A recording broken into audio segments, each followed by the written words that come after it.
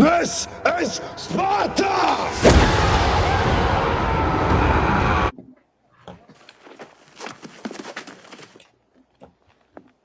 Hey, boys, look what I got here. Hey, where are the white women at?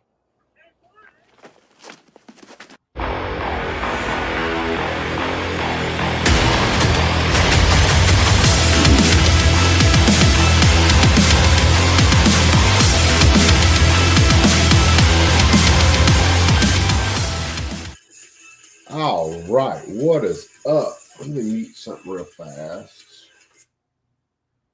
because I'm running a bit different setup tonight, and one that I'll probably start running a little bit more, and may add some more stuff into it.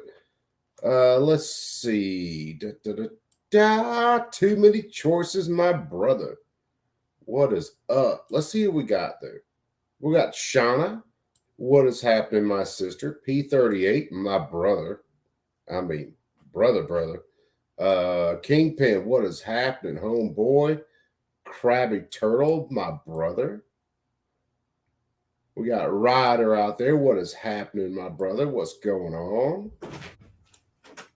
Michael Dunn. What's going on, brother man? We got my wife showing up just to turn lights on. No, to show you my hair. Because you got it all straightened. And that's going to last how long? Does that look straight to y'all? Well, straight. It's a little curly, but how long is that going to last? Not very. My beautiful wife. Mike McClune, what's going on, brother man? Wait. No. What were we looking at? No, Fire otter? What are we looking at? What the fuck is that? The fuck is what? That! Perky breast? I asked him what was up. And he said perky breast. And then we got to talk about nipples and... Okay, this is way before I came. Okay, I was like, what the fuck? Too many choices just checked in. Joe Morris checked in. What's up, brother? Dan Foss checked in. Warsaw, what is up, brother? I gotta see if I got a couple of guys' emails up and running, and I'll send you guys some links. So first things first, though, Michael Dunn, you were asking about what, like a Form 1 earlier? Shauna, hey, Miss Coop. Yep, this one's the one that wants to choke me out every 5 minutes. Yeah, and she ain't lying.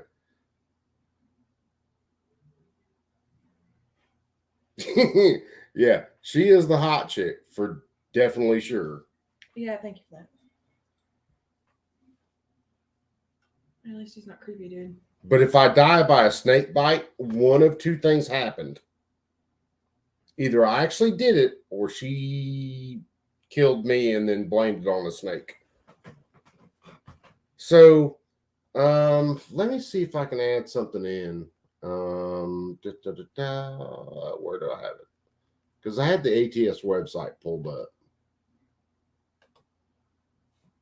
Let me see where I can enter the studio on this one. Hopefully it doesn't screw my connection too bad. And it's probably going to. Well, I don't have the camera hooked to this one, so it might not. Oh, it's definitely good.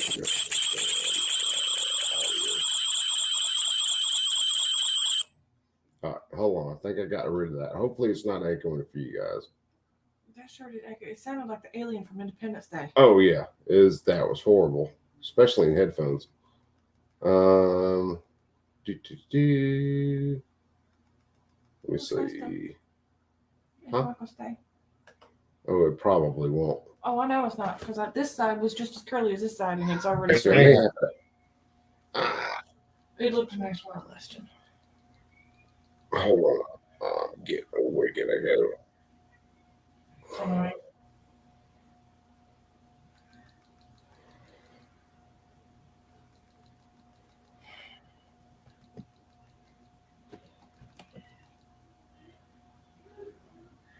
Should I get crotchety snake? Hold on. That's killing me out dealing with right now. But brother. And it's out there. So basically, let's see. Let me look it up. I'll do it on this one.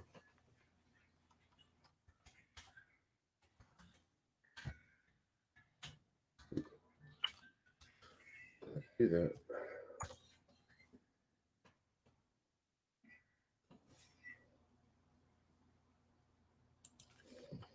Give me just a sec, guys. We'll get to the hearing in just a minute.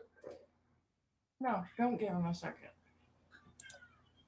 You gotta give me a second, because I don't do this shit all that fast. Did I just have that up in a Google search? Hold on.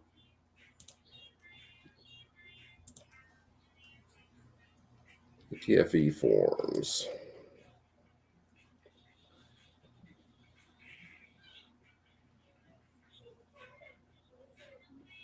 It's coming.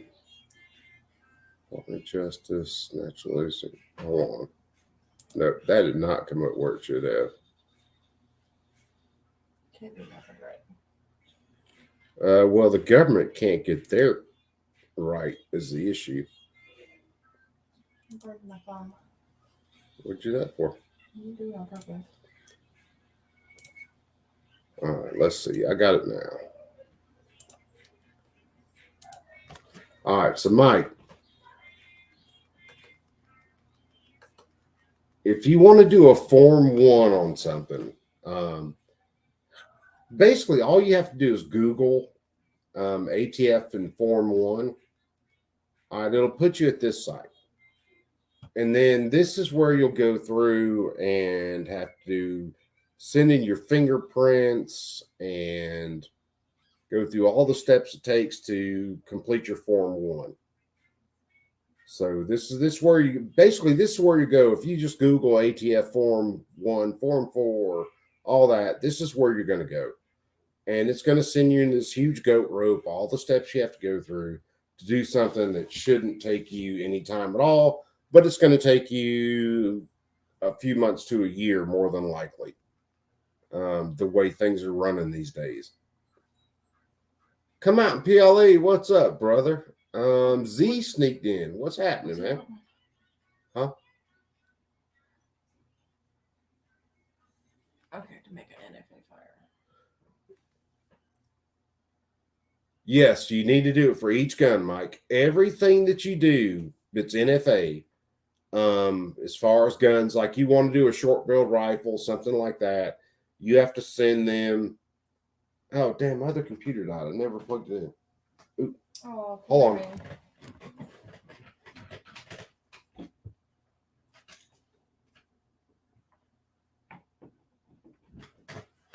So anyway, we got that. It'll come back up in a second. But yeah, anything that you do, whenever you want to build an NFA firearm, you have to get the government's consent before you build the gun. You basically, I think, show them all the components, tell them what you're going to build. You send it in, they okay it, you get your stamp, and then that stamp stays with the NFA firearm, the short-barreled rifle, short-barreled shotgun that you built. But you definitely have to go through the ATF first. It's different with a manufacturer. A manufacturer, someone who's got like an OSET or an SOT, can basically build the gun, then send in the paperwork after and tell the government, hey, I built this gun. It's very much different in between the two. What about machine gun? Same way with an OSET or with a SOT. They can build a machine gun, then send the paperwork into them and say, hey, I built this. Y'all can have fun with it. For a person, an individual, you can't build a machine gun. Get that out of your head, period. You cannot build a machine gun. You can build short-barrel rifles, short-barrel shotguns. You can build AOWs. You can build regular rifles, regular shotguns, pistols, handguns, you name it. You cannot build actual machine guns unless you have the proper SOT, which is Special Operations Tax, and then those are non-transferable machine guns. In other words, you can't just sell them out on the market. Frag out, what is up, brother? Yeah, it's O2 SOT. That's it. So yeah, it's ATF has everything on their website. You just have to dig through it. It's a big giant pain in the ass. It shouldn't exist, but it's all there. So whenever you have a form, because what Form 1 is for a transfer, Form 1 is for making, Form 4 is for a transfer. So Form 4 would be what you would use if you were actually transferring a suppressor. So say you go to Silencer Co., you fill out all their paperwork, you go through all the bullshit, you would fill out, I think, a Form 4 when you get the transfer or of the suppressor to you. Don't ever plan on Form 1ing a suppressor these days. The ATF has pretty much killed that. They've pretty much said, unless you can show that you have all the equipment to mill, lathe, and do all this other shit by yourself, you're not Form 1ing a suppressor at all. So that gets rid of all of your, oh God. I just went fucking brain dead. But basically, any kind of precursor parts you could have bought before, you don't do it. Don't do it. You'll see it on the internet all the time. Don't do it. It's an ATF trap. It is an absolute honeypot. Fuel solvent traps. That's what it is, too many. Yep. Like I said, I went brain dead for a minute, which doesn't take me long because I'm not all that fucking brilliant in the first place. But yeah, solvent traps. So yeah, no more solvent traps. If you see anything for a solvent trap, run away. It is a trap. New air system for the shop. Got new blast cabinet. New filtration buffer for 15 HP jet buffer. Damn! Frag out doing it big, which I saw the last video of you posted of your sandblast cabinet, and that is a freaking killer cabinet. I'm running Harbor Freight for my sandblast cabinet. Nothing like what you got. Which the shop my wife works in, her compressor's all nice and quiet. Mine sounds like two skeletons having a sword fight at Mach 5. Have you not heard that big giant motherfucker when it cranks on? I have, but it's nothing compared to that little bastard I'm using. Our shop is bigger. It doesn't echo as loud. The compressor on the outside of my shop at work I haven't heard the one at work. 3, 4, 5, 6 times. I haven't heard that one. I thought you were talking about the little one that you're on. Oh, the little one, yeah, where I'm working right now. Yeah, that was freaking crazy insane too. We were not on the same page.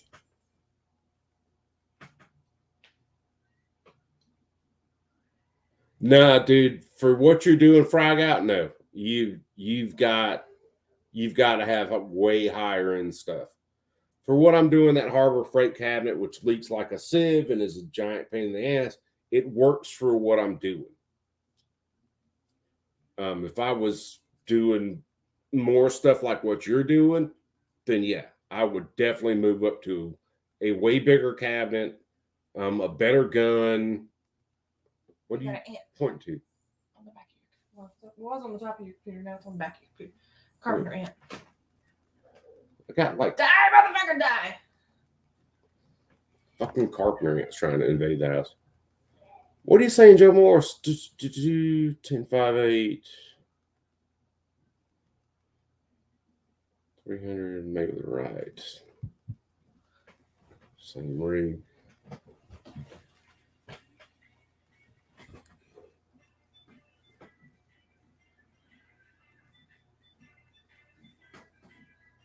Yeah, dude, frag out. You don't want to do anything with compressed air unless you have a dryer on it. Form 1 is only for a gun that's less than, yes.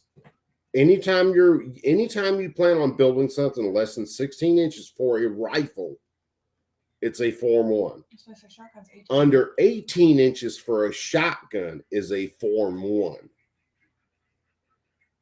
There's a lot of different BS that adds into it if you stick a whatever on a whatever, but under 18 inches for a shotgun, 16 inches on a rifle. There are two different lengths there.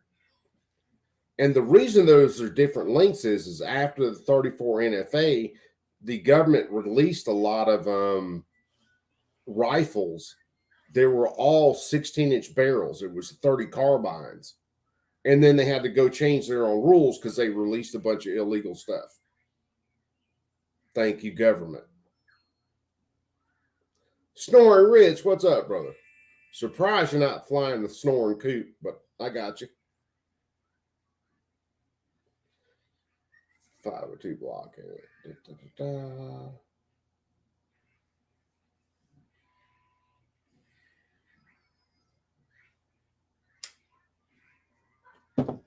All right, so I'm going to throw this on in just a second. So I didn't realize this was happening today until hell after it had happened.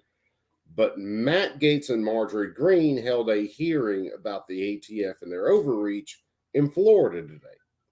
And some of our most favoritist people, or one of our most favoritist people, testified down there, Brandon Herrera. And he had a couple things to say about the ATF, which will more than likely get him raided shortly, which he pretty much said he's already ready for that endoscope he's going to get. So let me see. Let me share this other one. No, I wish you could come out. Yeah, brother, I wish we could. Which you actually can, but you know what's going to happen when you get caught with it. The ATF with a bunch of guns, with a bunch of friends, is going to show up to your house with only you, and they're going to AR up or vice block. Yeah, G2, if you're working anything ARs, vice blocks are where it's at. I learned that building the AR pistols, building the 308 AR that's behind me. Yeah, you got to have a vice block for them. And my advice is, and my wife may argue with me, is leave the bolt in the upper while you're working on it. Just to add a little bit more rigidity, I will say, to it. What are you talking about? Working on an upper for an AR. Right. Okay, you vice block it. Leave the bolt in the upper. Vice block. How are you gunsmithing and you don't understand vice block? Are you talking about clamping the whole upper receiver in it? Basically, like one that yes. wraps around. Okay, we don't use those. We use the ones that the pinholes stick in. Yeah, the ones I've been using. I don't know which ones you've been using. They're the same ones you used. It's the eye. Jesus woman. No, we use the Wheeler ones. I don't have to clamp the whole receiver, so it doesn't matter if I leave the bolt in or not. Anyway, my advice is leave the bolt in. And then make sure that you have the right wrench to either do the barrel nut, undo the barrel nut. Look at your torque specs, and your torque specs are going to be dependent on the size of the wrench that you're using to put the actual torque on the nut. So there's, I'd have to look one up. There's a formula you use to basically measure where your fulcrum point actually pivots versus the amount of torque you're actually reading on the wrench. And it's a lot different. I think on one, maybe one of the AR9s with my wrench with the distance out, I think the torque specs, don't quote me because it's been a little bit. The torque specs were like 40 something, 48 on the barrel nut, but the wrench would actually read about 22, and that was enough to put 48 on the actual barrel nut. Yep. See, Mike McClune, the Ugga Duggas, The Ugga Duggas. the Ugga Duggas. Mike knows. Mike's right here. Mhm. Mike's up in PA, but he's right here. Hey, speaking, Mike, I've been trying to monitor PA. Have you heard anything more about the shit they're trying to do up there as far as the gun control legislation and when they're trying to move it? Good and tight. Too many choices. Dude, that FAL looks good. I've got to get me an FAL. I want one bad. I want that Barrett that's in the shop.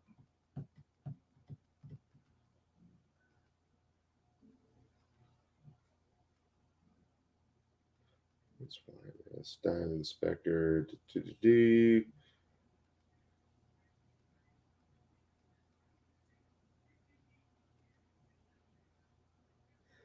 Yeah, dude, it's getting ugly, Ryder. Mike's up there too. Mike sends me a lot of stuff from one of the Second Amendment groups up there, and you guys can do it too. You can look up the PA legislature and subscribe to all of their different YouTube channels. I would suggest going ahead with the judiciary, anything public safety, and then do the House and the Senate. And you can kind of see what's coming up. Hell, I didn't realize it until today, because I haven't paid attention to Alabama for a little while. That's the bills that are coming up in Alabama right now for gun control. So we got red flag laws, we got ghost gun bans, we got we got 2 red flag laws, 1 House, 1 Senate, I think 2 ghost gun bans, a ban that's supposed to be directed towards the Glock switches that would basically make any trigger modification illegal. There's a ton of shit, man. It's I've been busy on all the stuff. I haven't paid attention to them for the last month or so for Alabama, and then I look at it and there's all this. So Slacker. Yeah, I am a slacker for sure. Minnesota passed red flag laws now. Yep.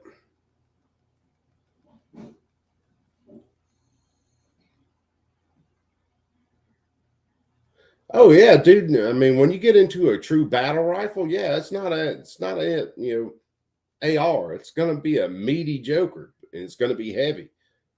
But you have a lot more meat there to throw out there at somebody, and you can put a lot more metal on meat with that thing.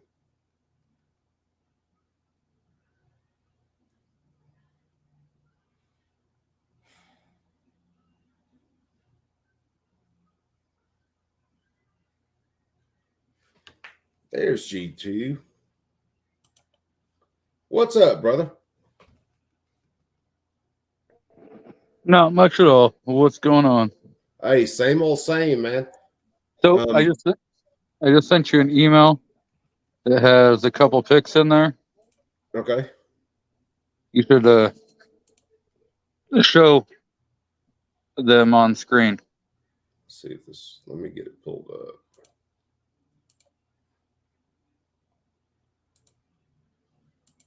Why is it not showing me? Okay.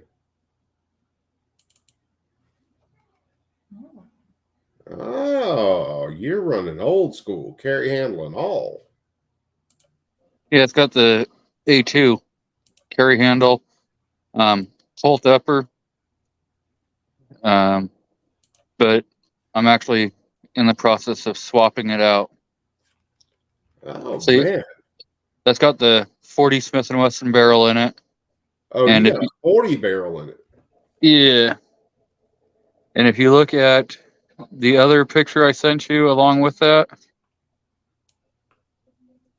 Oh, we're gonna do some surgery.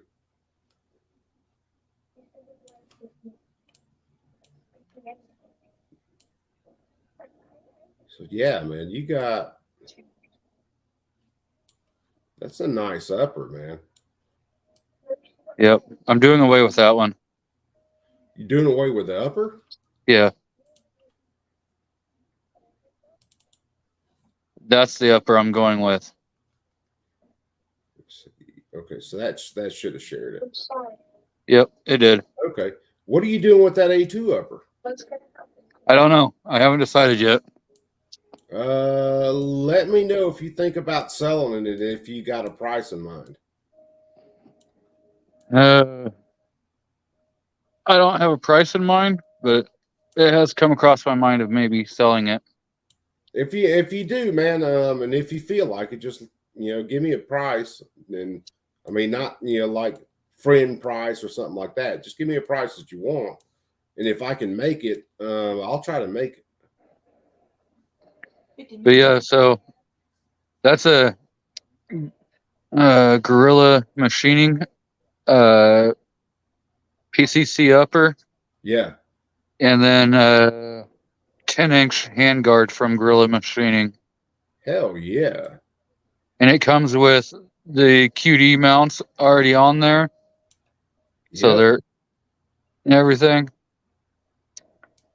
So the pick rail and the front vertical grip came with the Olympic arm 40 Smith & Wesson PCC that I bought.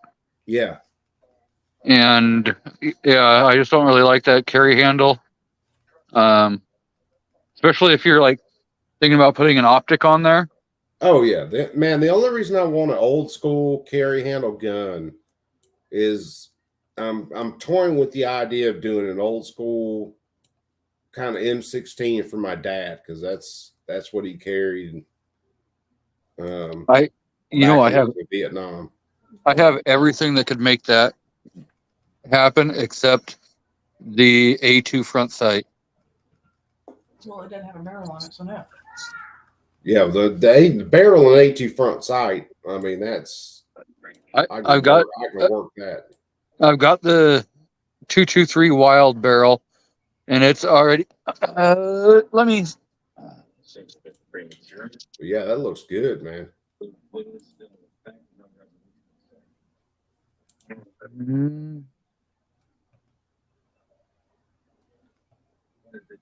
So you've got this upper here, which has got the actual.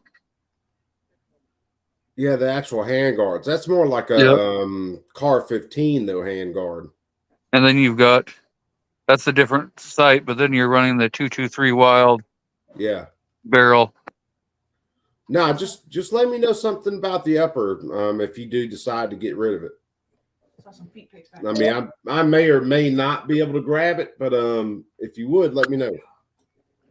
We can talk about that off air. Yeah. Because we know YouTube doesn't like the other part of the conversation. Oh, well, yeah, YouTube's a pain in the nutsack these days, so they gotta do anything they can to just kind of shut everything down. I mean, it's basically what it comes down to. Let me see. Let me make this large and in charge. All right, so we're gonna start into this. What do you think, Z? So my question that I had for you. Yeah. That upper that you saw mounted. Yeah. So it was having one hell of a time wanting to like go into place, or if you had it in place, it was like acting like it was welded together. Yeah. And so I was like, maybe I should just take and file a little bit of metal off the lug, that rear lug that the pin goes in. My advice would be with that G2 is if you don't have anything else, take a marker that will mark and make a different color on those lugs. All right. And then color them with that color, kind of like a layout die. Then close the gun and then open it back up and see where the wear marks are. And wherever those wear marks are, just clean them up just a little bit with a file and call it a day. Yeah, so it was it's all Cerakoted and everything. Yeah. And you could see where it had eaten some of the Cerakote off and left bare metal. Yep. And it And might so I have was just like, been too thick of a Cerakote. yeah, but I'm gonna probably have to run maybe a file on the inside. Yeah, don't go crazy. And when you Yeah, no. do it on the upper lugs and not Yeah, yeah. the lower, and just But very lightly. the hole where the pin goes through Yeah. is, I think they put too much Cerakote in there. So because the pin also is really hard to get out. You almost have to take a punch and shove it, punch it out. Well, hey, if it takes a punch to shove it out, I wouldn't worry about that. I'd take a punch and knock it out. And then as it loosened up over time, it loosens up over time. But I wouldn't go crazy with it. As long as it doesn't take you like a 10-pound sledgehammer to knock your pin out, then I'd let it ride. One of my guns is real tight like that. One of the guns I built.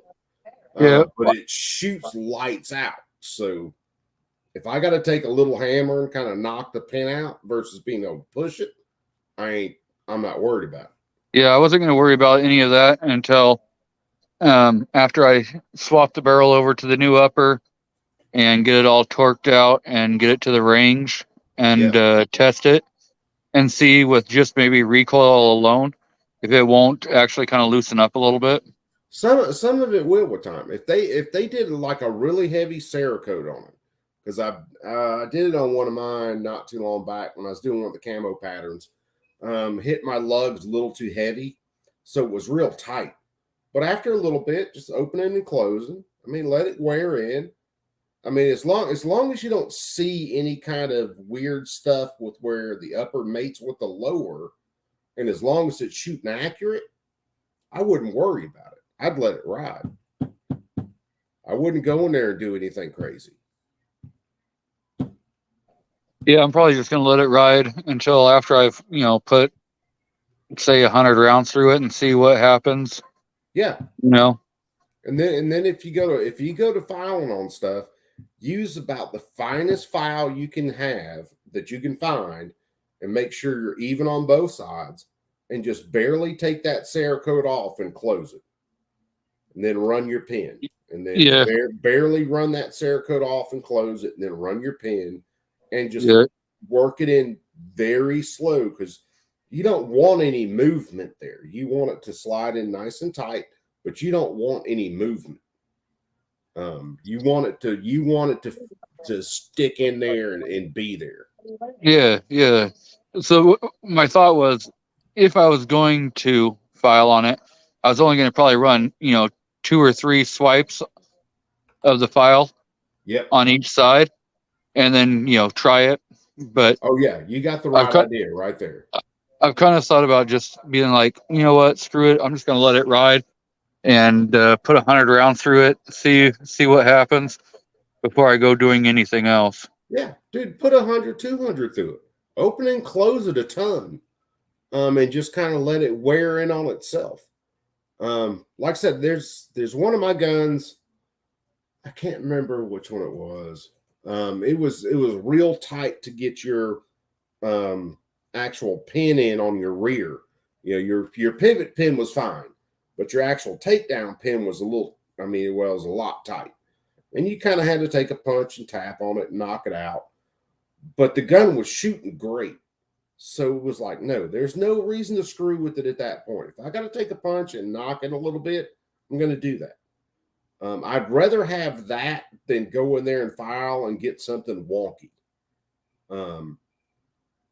I'd let it wear in by itself as much as you possibly could before you go anywhere near a file. And God knows, don't pick up a Dremel at all. Doesn't matter. Don't pick it up. Not for that.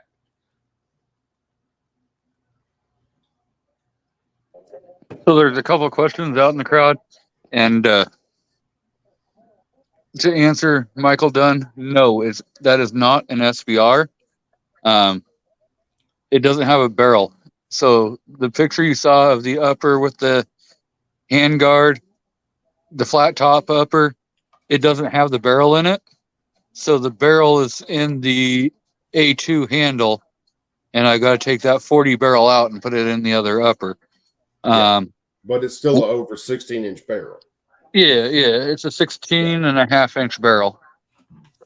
Which most of your barrels are going to be at least a half-inch oversized because no one wants to get jammed up by the ATF.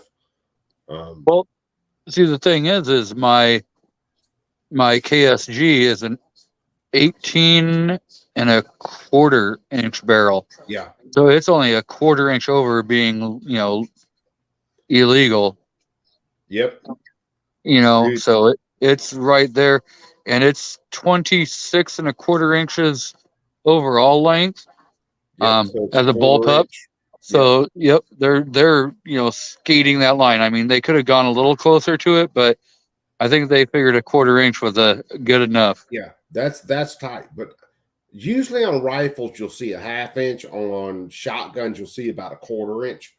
That's like my mom and dad have a shotgun that my mom's dad used when he was a sheriff, and it is 18.25 inches long on the barrel, on the nose.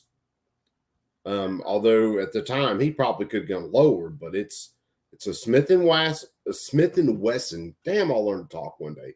Smith and Wesson 12 gauge pump action, 18.25-inch barrel, and that's when you measure from the breech. So it's not some wonky measurement. That's closing the bolt and dropping something down the breech and measuring 18.25 inch. And it's just like your shotgun. It's a 1/4 inch over legal overall length. But that damn Smith and Wesson kicks like a damn mule for some reason. Joe Morris, I have a KSG. She's a thick girl. I bet she is. I've never had a chance to shoot a KSG. Dude, they are so much fun. I bet they are. So mine, I have a Magpul vertical grip. Yeah. On there.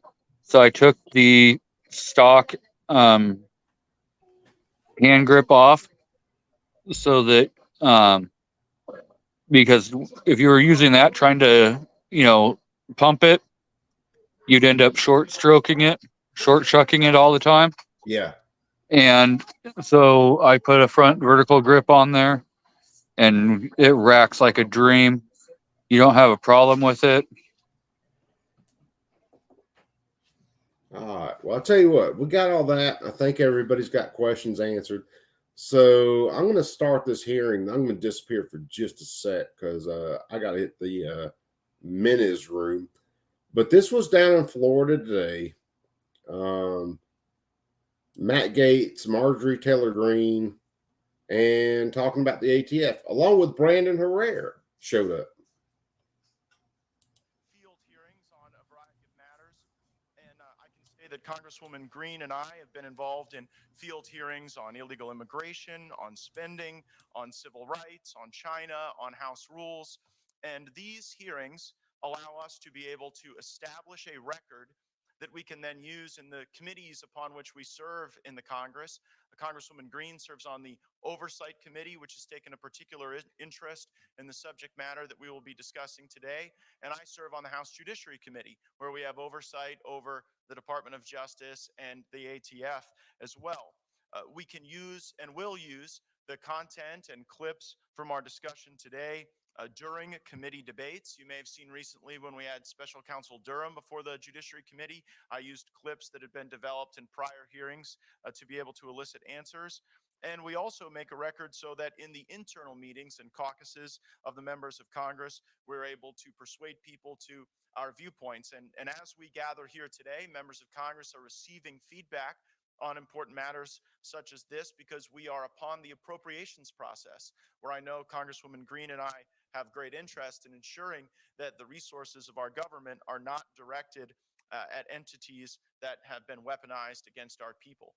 And so before I give my full opening statement, we'd actually like to play a video reflecting on some of the discussions that we've had in Congress on these matters. 16 federal ATF agents were met with questions and skepticism by 4 Georgia members of Congress. I just introduced the bill to eliminate the ATF. The war on gun owners' rights has been waged long enough, and it's time to stop. Have a good night, Michael. Why should you be able to destroy the life of one of my constituents over a technicality where they weren't even at fault, when you all lose thousands of guns and illegally keep hundreds of thousands of records? Congress has given us the authority. Later, Mike. Just got back in the room. See you leave, brother. Take it easy, man.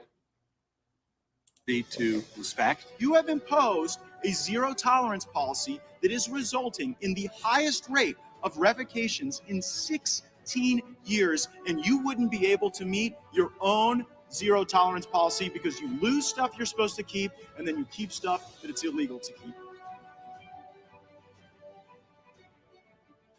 ATF Director Steve Diedelbach have weaponized I like how he the keeps alcohol, fucking up tobacco, his and name. firearms against law-abiding American citizens in order to facilitate a radical anti-gun agenda. The Second Amendment is what stands between Americans and anarcho-tyranny, and many know this. Increasingly across the country, as Soros-backed prosecutors are installed with orders to stop prosecuting violent crime and criminalize self-defense, so too has the ATF been dispatched to make sure that Americans are not in a position to defend themselves. And increasingly, the strategy we have observed and that we will discuss today involves targeting firearms dealers. Recently, when we had our Open Gates Day and I was in Baker, Florida, having a cheeseburger at the Gator Cafe, the folks just a table over were FFL dealers and didn't even know I would be there, but had their own story of harassment and overreach. Yeah, so Rich, I do too. He keeps jacking his Later name that up day, through the when I was whole in hearing. Jay, Florida, I met with a local businessman, mom and pop shop, walked into his library, showed me a picture of his grandfather and a picture of his father, both of whom had run that firearms business. And he said one day he wanted to have his photo and his son's photo on that very same wall. And they are currently enduring administrative hearings to take away their licenses because on 3 forms, a clerk under county misread county as country and put United States of America instead of Santa Rosa County. And for that grave offense, this multi-generational business is at risk of losing their license. President Biden and Steve Diedelbach know that all-out gun confiscation is unfeasible, nearly impossible. So instead, they're going after the sellers and manufacturers of firearms. They want to make it impossible to exercise Second Amendment rights. And what better way to do this than to make it difficult to purchase a firearm? Make no mistake, the ATF is going after Americans, and FFLs are just in the way. In the last 2 years, FFL revocations are the highest they have been in 16 years. Joe Biden and Director Diedelbach's zero tolerance policy is an overt and outrageous attempt to criminalize bookkeeping. According to their policy, perfection is the new business standard, and a good faith clerical error made in a typo and a date is enough to revoke a firearms license. This standard does not require any intent. Nowhere in our justice system is such a standard found. Nowhere will you pay such a high price for a good faith and negligible error, not to mention that the error may be the result of trying to comply with erroneous and confusing red tape. This standard is unconscionable, unconstitutional, and an affront to the rule of law in our country. Federal firearm licensees all over the country are now being targeted by the ATF, and right here in our district in Northwest Florida, we see that occurring as well. Numerous constituents have been targeted and harassed for no reason at all. The ATF comes in and tries to put them out of business, and I know Congresswoman Green will speak to that dynamic in Georgia as well. Many of these constituents are so terrified about retaliation, and rightly so, that they could not be here today. But 2 of my constituents, Chris Smith and Miles Schuler, are here today, and I thank them for their advocacy and for standing up for their rights and for standing up for their customers as well and their rights. I hope that their testimony will embolden others who are watching to come forward and provide us critical evidence in this endeavor. Just last week, The IRS raided a Montana gun shop and confiscated ATF forms 4473, which contained personally identifying information of firearm purchasers, as well as the serial numbers of firearms that were purchased. The warrant was for financial records, but these ATF forms were confiscated even though they were outside of the scope. No one can deduce that these records will make their way to the ATF to join the nearly 1 billion records already in the possession of the ATF that are being digitally transferred to searchable databases in contradiction to existing statute and the DOJ's own directives. This unconstitutional database is still in effect today, despite the government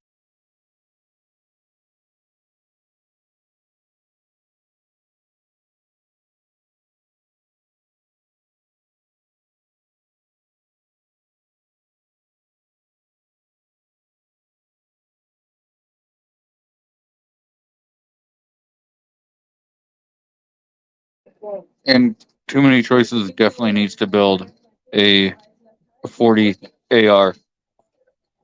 I'm just saying.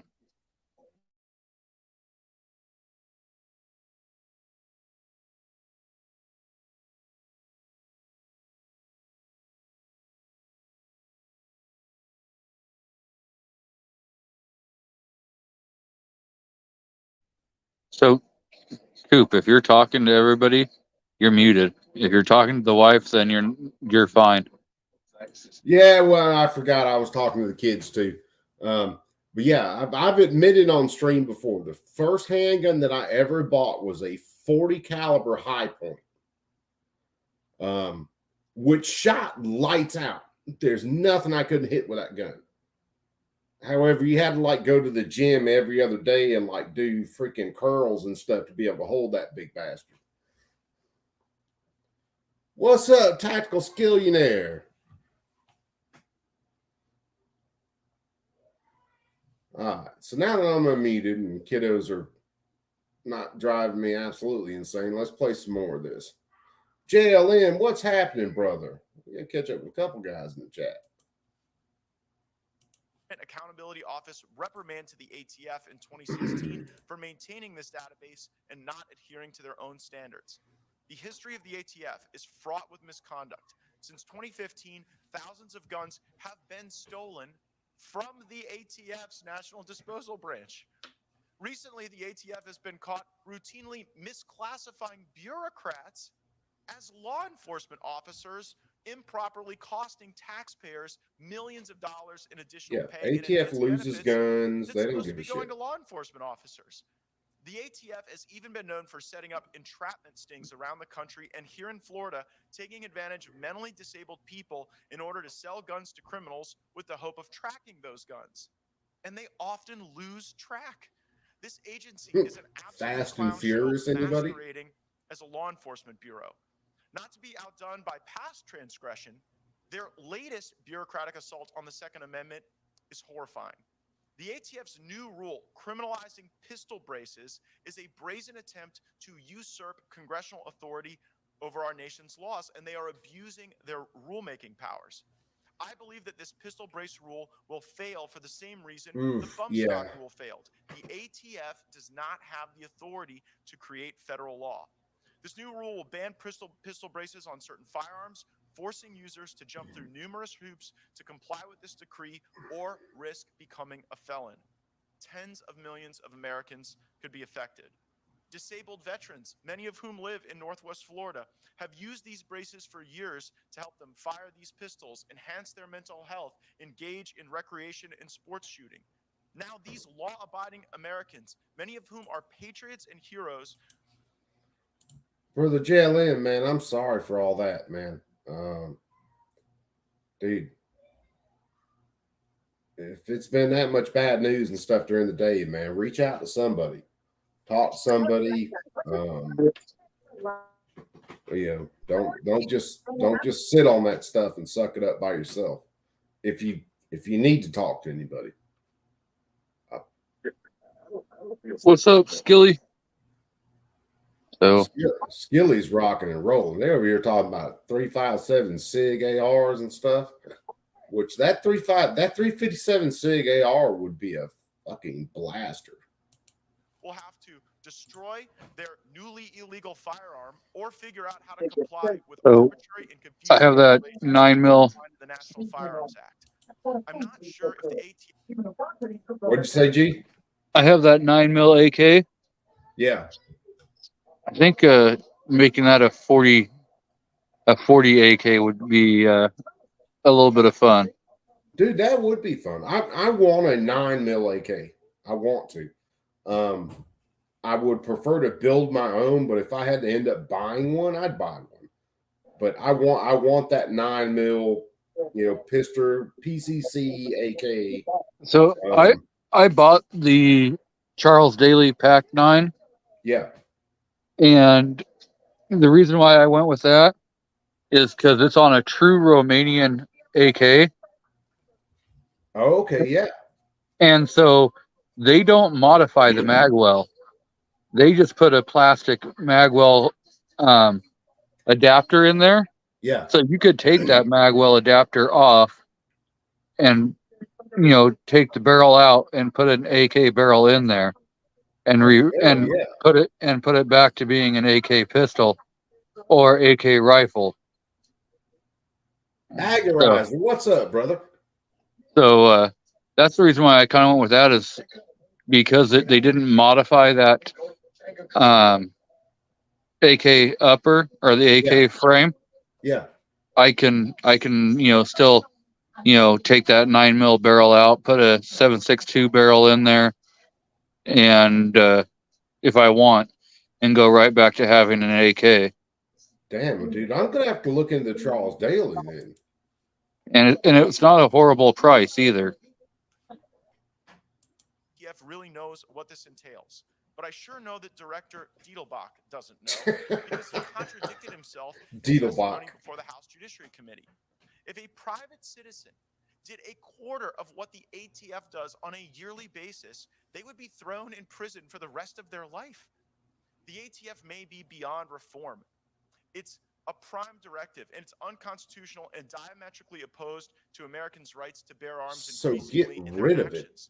There's no immediate So to answer too many choices, 357 SIG ammo might be expensive to buy, but you can actually make that yourself, because you already have the 40. All you have to do is collect your 40 brass and then get the die set, and you can neck that 40 Smith & Wesson down to the 9mm projectile, and you've got your 357 SIG. Seems to have lost its way. Congresswoman Green, I now recognize you for your opening statement. Thank you very much, Representative Gates. And I'd like to thank everyone for being here today for this very important hearing. Our Second Amendment is one of the greatest rights that we have as Americans. And we have known for decades that Democrats are set to destroy the Second Amendment, starting from all of your right to own and carry a firearm for your self-defense, your safety, but also into the firearm industry, not only people that sell firearms, but also people who manufacture them. The Biden administration took it to a whole new level in 2021 when they announced their new zero tolerance policy for revoking the licenses of firearm sellers. This is unprecedented. This is an attack on the very businesses that work very hard to follow the law to sell firearms legally. Now, here's the stats that the Democrats don't want you to know. The National Institute of Health estimates that about 380,000 guns are stolen every year in America. Now, who do we blame for that? Are we blaming the people that have FFLs, the stores that sell guns legally, the people that follow the law, gun owners that follow the law? No, these are criminals that we should be blaming, stealing an average of 380,000 firearms. What happens to those guns? Well, it takes very little common sense to know. A study from the Department of Justice, the Department of Justice that's targeting President Trump and every conservative across America, shows that less than 2% of guns used in committal of a crime were purchased and owned legally. Less than 2% of legally owned guns are used in crimes. So who are the people that the Department of Justice, the ATF, the Biden administration, the Democrats, who should they be targeting? We already know who they should be Criminals. targeting. These are the criminals that steal guns from your cars, your homes, and maybe directly from you in person if they can get it away from you. Let's talk about Chicago, a Democrat city with very strict gun laws. Here's Chicago gun Detroit. violence in 2023. Memorial Day weekend, 53 people were shot. 11 people were killed. Did you see the Democrat pundits on television screaming their heads off about mass shootings in Chicago? No, you didn't hear a thing about it, and they don't dare report it. Why is that? Because it tells the truth. Because they that don't every give single a American does. damn. It tells the truth that strict gun laws actually create murder. To carry a gun in Chicago, you need a firearm owner's ID and a concealed carry license, which are difficult to get. Most gun Why thefts that occur shift? in southern states: Mississippi, Alabama, Georgia, Louisiana, South Carolina. That's where most criminals steal guns. Why? Because we carry and we own guns, right? Now, again, let's go back to who do we blame? We I don't blame know the why they criminals. changed that. These are people breaking the law to steal guns to commit crimes. But I'd like to take a minute to remind everyone of who the President of the United States is. Joe Biden.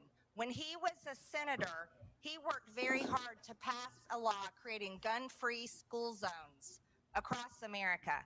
Well, I happened to be in high school when that happened. And when I was in 11th grade, my school was completely taken hostage by a student in my school that brought guns illegally into school and took over our school because he was very upset at 2 other students that day. Now, do you see the ATF going after prescription drugs, drugs that may create problems in students? Technically, that would be the causing mental illness? Do you see the DEA, ATF but yeah. going after illegal guns and criminals in Chicago? Do you see the ATF targeting people that are stealing guns in southern states? No. Yeah, see, let me ATF under the Biden administration I'm gonna following have to Joe copy it over Biden's here. zero tolerance policy, going after legal FFL owners, gun owners, retailers. That's who the Democrats are, because the Democrats do not support the Second Amendment. That is really the underlying truth here. The Democrats will do everything they can to destroy the Second Amendment and take away your guns while they're funding a war in Ukraine to make sure that Ukrainians have their gun rights because they're being targeted. And this is outrageous, absolutely outrageous. And I'm very thankful, Representative Gates, that we're sitting in a room filled with people that care about this so much, because this is one of the most important issues that we can talk about. And I thank you for organizing this hearing today. I'd now like to introduce today's witnesses. Dr. Joel Rudman is a physician and a member of the Florida House of Representatives, serving Florida's 3rd District, where he operates a local. See if I can post this real fast. Paul from the Second Amendment Foundation was nice enough to let me come on the podcast with him the other night. Let me see if I can get this right. I'm going to post a link to that while we look at witnesses. And then let me go back and I'm going to post a link to the Polite Society podcast itself. I know a couple of guys follow them. But if you guys aren't following them, man, give them a listen. Guys like Tony Simon are on there a lot. Rob's on there a lot. They got a lot of cool cats. Riding Shotgun with Charlie's on there a lot. But give them a look. And it was really damn cool being on that podcast with all these guys. Let me play this more. Medical clinic. called the Hospital Bar Medical Clinic. Dr. Rudman has represented District 3 since 2022 and has been known for his staunch advocacy for the Second Amendment. He is a co-sponsor of the legislation that will allow permitless carry for all Floridians starting July 1, and we're happy to have him here. We also have joining us Patrick Parsons, who is the Executive Vice President of the American Firearms Association. Mr. Parsons leads a grassroots mobilization organization that fights aggressively in defense of the Second Amendment, not only in Florida, but in Congress, in state legislatures, and in courtrooms nationwide. We also have joining us today Chris Smith. Chris Smith is the owner and operator of Gulf Coast Gun and Outdoors right in our community in Milton, Florida. Mr. Smith maintains a federal firearm license in the state of Florida, and because of this, he has had increasingly concerning interactions with the ATF, and we're very eager to receive his testimony today. We also have with us today Miles Schuler. He is the owner and operator of Trade Winds Gun and They'll get to Bond Brandon in just a second. Florida. Mr. Schuler has maintained a FFL for 46 years, 39 of those in our community in Santa Rosa County. Despite a clean business record and no history of infractions throughout his long career, he has had increasingly concerning interactions with the ATF. Mr. Schuler wrote a letter to my congressional office, which was the basis of my questioning of the ATF director. And in many ways, Mr. Schuler is the inspiration for this hearing today and this endeavor, and we thank him for being here. We're also joined by Brandon Herrera. Brandon Herrera is a Texas entrepreneur, a small business owner, and a Second Amendment activist. He owns AKG Inc. and 07 Firearm Manufacturers, FFL. 07 SO2. Fayetteville, North Carolina. SOG. He's perhaps most well known as the man behind one of the biggest firearm channels on the internet, averaging over 140 million views per year, boasting over 2.7 million followers on YouTube. And we're eager to receive your testimony today, Mr. Herrera. Dr. Rudman, you're recognized for your testimony. Thank you, Representative Gates. Thank you, Representative Green, for having me. My name is Joel Rudman. I am a board-certified family physician right here in Navarre, Florida. He is not going to be popular with the damn American Medical Society after this. I am proud to be here today and report that the state of Florida will always defend your Second Amendment. In fact, I was elected to the Florida House specifically because of my unwavering and unashamed defense of our unalienable rights and liberties. But ladies and gentlemen, I can tell you all now that there is no single right under greater attack or constant assault than our God-given right to bear arms. Supporters of the Second Amendment like us, too often we play defense. And it's understandable. Ain't that the truth? The ATF and the woke mob activists, they attack, and we have to defend our freedoms. But ladies and gentlemen, you can't win wars on the defensive. We must take the fight. Yeah, too many choices. Brandon did a damn good job. Patriotic Americans must go on the offensive to protect their Second Amendment rights from legislative red tape and to fight the anti-gun federal overreach from the likes of the ATF. This is why I and Floridians across the state. Okay, you have to look at Florida like this. Florida has a lot of very liberal people that move from New York and other northern states, and they end up retiring in Florida. So they kind of sandbag the vote more on the gun control end when it comes to the vote in Florida. If it was just straight Florida people voting, dude, you'd have rocket launchers legal. But you have a lot of influence from outside of Florida that retire in Florida, and they bring their own liberal politics into Florida, and that's where you end up with what you have in Florida now. Support Representative Gates' effort to abolish the ATF. We need to put an end to this tyranny once and for all. Because here in Florida, we honor and respect the Ron Wayne, what's up, brother? Oh, dude, come on, man. That's not what we do here. All right. What's going on, Ron? You don't want to know what happens to people people who violate an official proceeding of the government. Please have the gentleman removed. Dude, don't Yeah, interrupt this this is not hearing. karaoke, Just sit sir. down. Okay. You want to interrupt a hearing, interrupt a Democrat hearing, not one like this.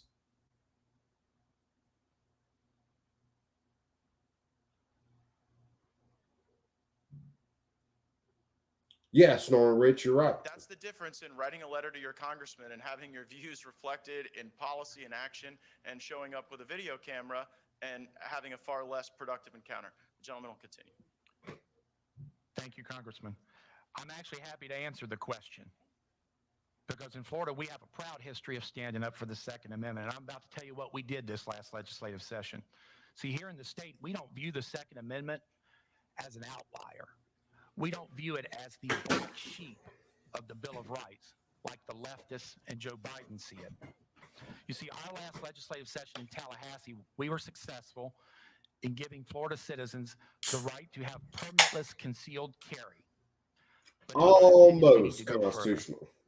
Now, I voted for that bill, but I chose not to co-sponsor the bill because, like I said, it was permitless carry, but I was in favor of a wider reaching solution that included open carry, something that we are still fighting to achieve.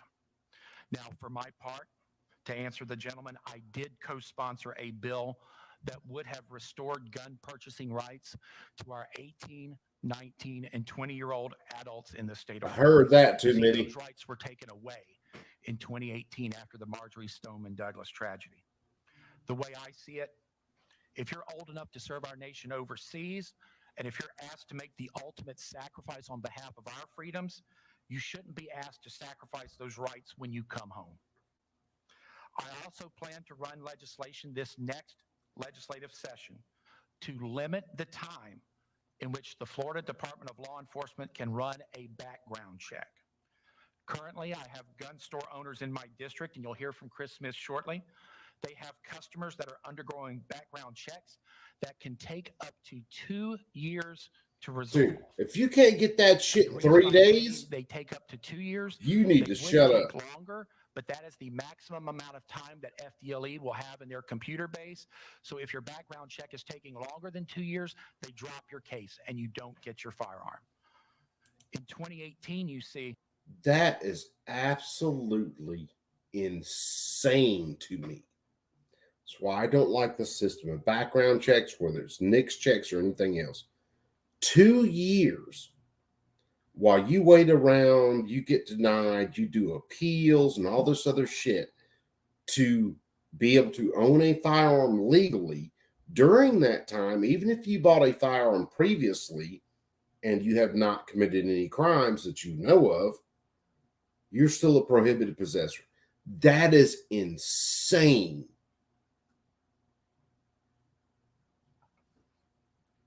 Man. The Florida statute was changed after Marjorie Stoneman Douglas. It allowed background checks to take anywhere from 3 days until whenever the investigation is resolved. Oh, I'll say this real fast, Walter. Brother, most of the time, every gun I've bought since I got my rights back, because I've talked about it on my channel before, I lost my rights for a long time. Every gun I bought since I got my rights back generally took about that same time, 10 minutes. And that's with the cashier at Walmart messing around and being whatever, they ain't got nowhere else better to be. I didn't run into an issue until I was almost at the end of my Sonoran Desert Institute classes. And I got hung up on a receiver for some reason that was never explained. And then I waited almost a month, and I finally, because I wanted to see how far it would go, I waited almost a month, and then I finally went and picked my receiver up. Because as far as I know, I've not been, indicted by grand juries. I haven't been arrested. The only ticket I've got was a seatbelt ticket, you name it, since, other things happen in my life. And that's we'll go into it another night. But it was just weird because and I've bought a few, every gun that I purchased after I got my rights back took about 10 minutes. It was fine. Poof, done. The only gun I got denied on, which is the only gun I bought after I started my YouTube channel, that became an issue. All of a sudden, I'm getting denied and delayed on firearms purchases.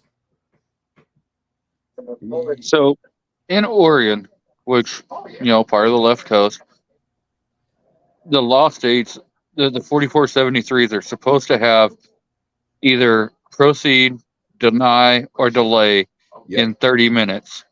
Yep. In 30 minutes. Right now, you're talking, because after, the cough, everything started, it's been no less than about 3 weeks minimum. Now it's like anywhere from 5 to 6 weeks that you're going to be waiting to get a 4473 back. Yep. And the 30-minute law is still on the books. So they're, violating the law every day for thousands and thousands of people. Yeah. Well, the laws that they've tried to pass in the last little while are violating you guys' Constitution, period. The Constitution of Washington State does not grant the government any power to manage the types of arms that you guys can have. And now you see all this assault weapon stuff get passed, magazine bans. It's insane, man. And to see Alabama try to do this shit, because I looked it up today, and I've got 18 page bill, 4-page bill, 12-page bill, 4-page bill, 3-page bill. With these douchebags trying to do it, let me hear of a public hearing, because if I do, I'm so going to be there. So to answer Snoring Rich's question, no. I was born and raised in Washington, and I've only lived in Oregon for 7 years. No, like 6 years that I've been here. So, not a native Oregonian, but the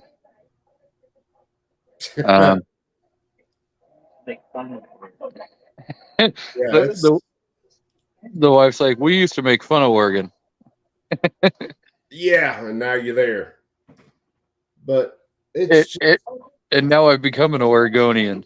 Like, we went to Washington to visit. Like when we went up and visited my buddy Foss, and I pulled up to the gas station and I sat there and waited for somebody to come pump my gas. I can't even fit that into my head. If I pull up to a gas station and I can't jump out and put a gas pump in my own truck or my own boat or something like that, I can't fit that into my head if I've got to wait for someone else to do it. The thing is like, you in certain places you can pump your own gas in Oregon, and they're trying to make it so that you can do it everywhere. I don't like that idea. I understand the thing about it, but the fact is this is going to jack up the gas price, because just like, so anywhere where you can pump your own gas, the gas station has to have no less than, I think it's $3 million per pump insurance. Oh God. Because they have to be able to cover the most expensive exotic car at every pump in case that something catastrophic would to happen. Dude, that shows you, man. Democrats could invade a wet dream and fuck it up. So whereas in Oregon, they have employees that pump your gas. You're right. And so they don't have to have that much insurance Yeah. and everything. And it is kind of nice because here, you're getting out and you're pumping your own gas, right? Where we're sitting in our cars and having somebody pump the gas for us, that means we're putting one more person to work. Yeah, but you're also on the other end of that. You're paying for it two ways up there. See, if there's a self-service gas or a full-service gas station on one of the roads that I travel sometimes, okay, they're like 50 cents to $1 more than any other gas station where I can pump my own gas. You guys are paying for it twice. You're paying for the employee to be able to pump the gas, and then they hit you with another tax. Well, if you pump your own gas, then you got to pay even more for it. Down here, it's opposite. If I want someone to pump my gas, I have to pay extra for that person to pump my gas. If I pump my own gas, it's 50 cents less. Why do I want some jackass to walk up to my car and be like, "Oh, you put gas in your car?" No, dickhead, I can do it myself. I got 2 kids. I know what goes in holes. Speaking of kids, I got one of them at the door right now. Yeah, I don't know. I kind of like having somebody, because you're giving more employee. There's more employees. There's more people that are working, and yeah, I don't think we really pay too much. I mean, our gas is not horrible, but it's not the greatest either. I mean, Well, yeah, when we were in, what's your average for gas right now? If you hit the station today, what are you paying? like I think about 420.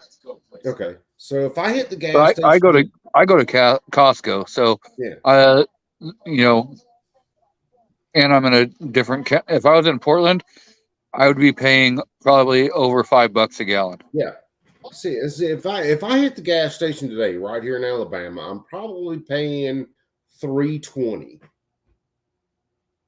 somewhere around there. I didn't look at prices today when I ran around and did some shit, but I'm probably paying about $3.20, and that's for me to get my fat ass out of my own car, my own truck in this case, and go stick a nozzle in a hole, run my card, and then pump my own gas. It's 95 degrees outside with 210% humidity. I will do that to pump 320 cents worth of gas versus, $5 worth of gas. Because I do a lot of driving just, in between. I don't do it so much for work itself, but if I got to pick up my kids, I got to go in town and all this shit. I do a lot of driving in between that. The thing is, so the gas prices aren't really that high for the fact that you have the employees. It's that high because of all the taxes that the left coast decides they want to put on it. So, you've got California and Washington that fight for who's going to have the highest gas tax. And then Oregon's like, we're going to ride somewhere close to them, but not quite as bad. But yeah, Washington and Oregon have higher gas taxes, so their gas prices are higher. So yeah. Hey, old Matt, what's up, brother? All right, well, let's play some more disc. Whichever comes last. My bill would put a shot clock on these background. I still have to mail Matt's plasma cut out. Fuck me running. My bill would give authorities 3 days. Matt, I'm going to throw you a couple extra plasma cuts in with this since it's taking me so damn long. To burden Florida citizens when they are exercising their Second Amendment rights. However, I'm here today to let you know, despite our best efforts in Tallahassee, as the gentleman was saying, we do need congressional intervention to restrain the ATF at the federal level. Yeah, it sounds about right. Representative Gates, I want to thank about you for 340 something, 350 in Georgia right now. Specifically, the ATF accountable to we the people and the citizens of this country. Thank you very much for having me. Thank you, Dr. Rudman. Thank you to your. Yeah, I'm going to take care of you, man. I got everything repainted, then the paint messed up, and I took all the paint off and I repainted. Thank you for the opportunity. I'm going to throw you a couple of MVE cuts in there. Parsons, I'm executive vice president So, of the American Firearms Association. yeah, where we too many fight choices. rights and Um, that's the same everywhere across the entire country.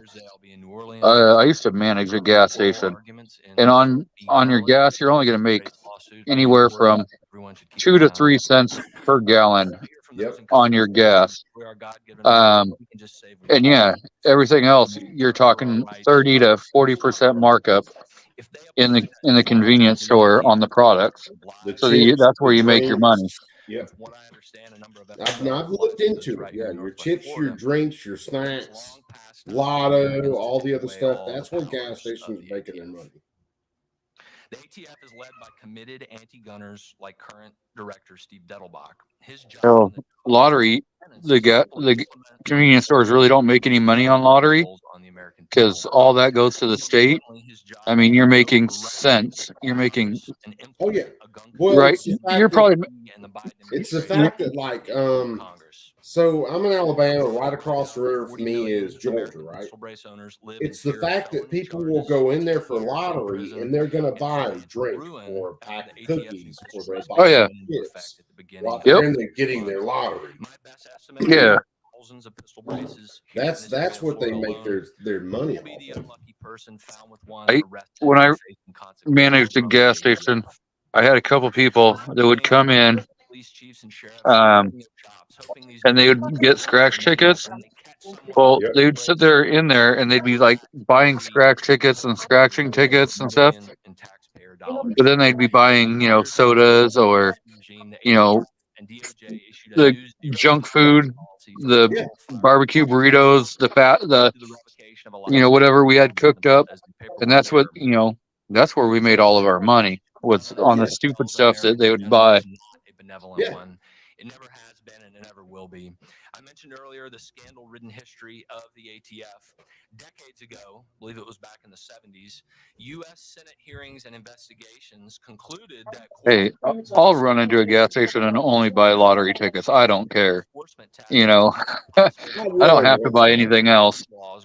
Normally I'm buying beer and cigarettes. And, quote, the same investigation found that 75% of all ATF prosecutions... Yeah, that's nationwide, Agorizer. So if a convenience store or whoever sells a winning lottery ticket, they get a percentage, of what they're selling, of the winning. So most of the time, if you sell like $1 million winner, you're gonna get like $10,000. I didn't know that.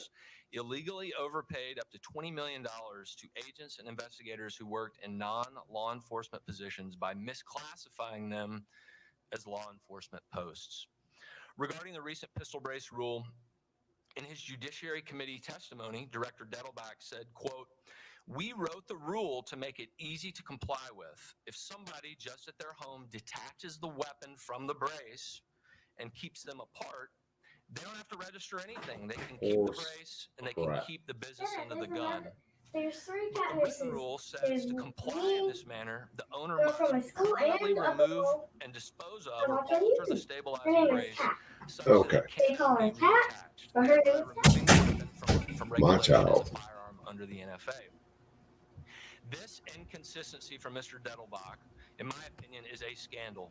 His unfamiliarity with his own regulatory policy will undoubtedly lead to confusion among tens of millions of pistol brace owners. On the surface alone, as I said, this is a scandal. The director of the ATF, under oath, publicly at odds with his own regulation. During that same hearing, Congressman Gates asked Dettelbach, quote, how many... Yeah, Z, you ain't wrong. Fountain drinks don't cost anything for them to do. The general report indicated that thousands of firearms parts, and ammunition have been stolen from the ATF. The ATF was advised on best practices, but they did not follow the recommendations. Mr. Gates indicated that the GAO, Government Accountability Office, revealed that the ATF... Good night, Walter. federal law and was forced to delete as many as 200. Walter, take it easy, brother. Legally held records. We could be here for days discussing the list of scandals and violations of federal law at the ATF over the decades.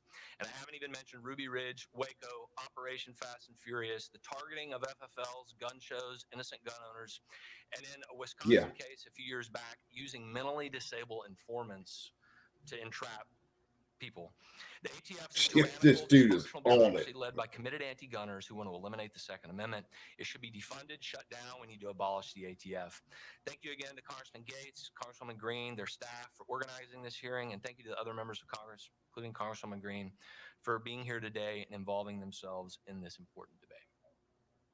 Thank you, Mr. Parsons. Mr. Smith. Walter, that may give you nightmares, brother. I'm just saying. Thank you, Congresswoman. And I may snap out at any second. I'm a federal firearms licensee in Milton, Florida. Happen to hear us talk while he goes to sleep. I mean, that's nightmares in the making. Yeah, that's nightmare material. Against high-volume FFL dealers like myself. My business was recently Anthony, take it easy, brother, man. The intent was to shut me down from the moment that they walked in. They were in my store from mid-August to mid-November. What are you doing? Auditing my store. On the very Where's first my phone? audit, we overheard them say Go find my that phone. they aren't laughing at us on Hey, Facebook. go find now. my phone. They were Where's my clearly phone? making references You to had some it. Go posts find it. made on Halloween 1 year prior, where we put on T-shirts labeled ATF and FBI. And Yeah, you're absolutely right, Walter. It does build the watch hours. Yo, it does. They were clearly stalking our social media accounts. I know. I'm almost at the 3,000 requirement to become monetized. Yeah. Watch hours and nightmares. And cited us for a form that he We'll said hook you the up. customer had filled out the portion that we were supposed to fill out. One of my employees confirmed that the portion he was referring to was You his gotta listen to this guy. but the ATF agent still cited us for the form. We asked him where he got his handwriting expertise certification, in which he replied, "It looks." So this dude, you got to listen to him. They get cited by the ATF. The ATF says the handwriting on the employee portion kind of, I guess they're saying it kind of looks like the handwriting on the customer portion. So the ATF cites them with a violation, even though, and you'll hear in a second, his employee said, yeah, that's my handwriting. And they can show it's his handwriting, but the ATF still cited him for a violation, which could make them lose their FFL. Looks the same, so I'm assuming that it is. How unprofessional.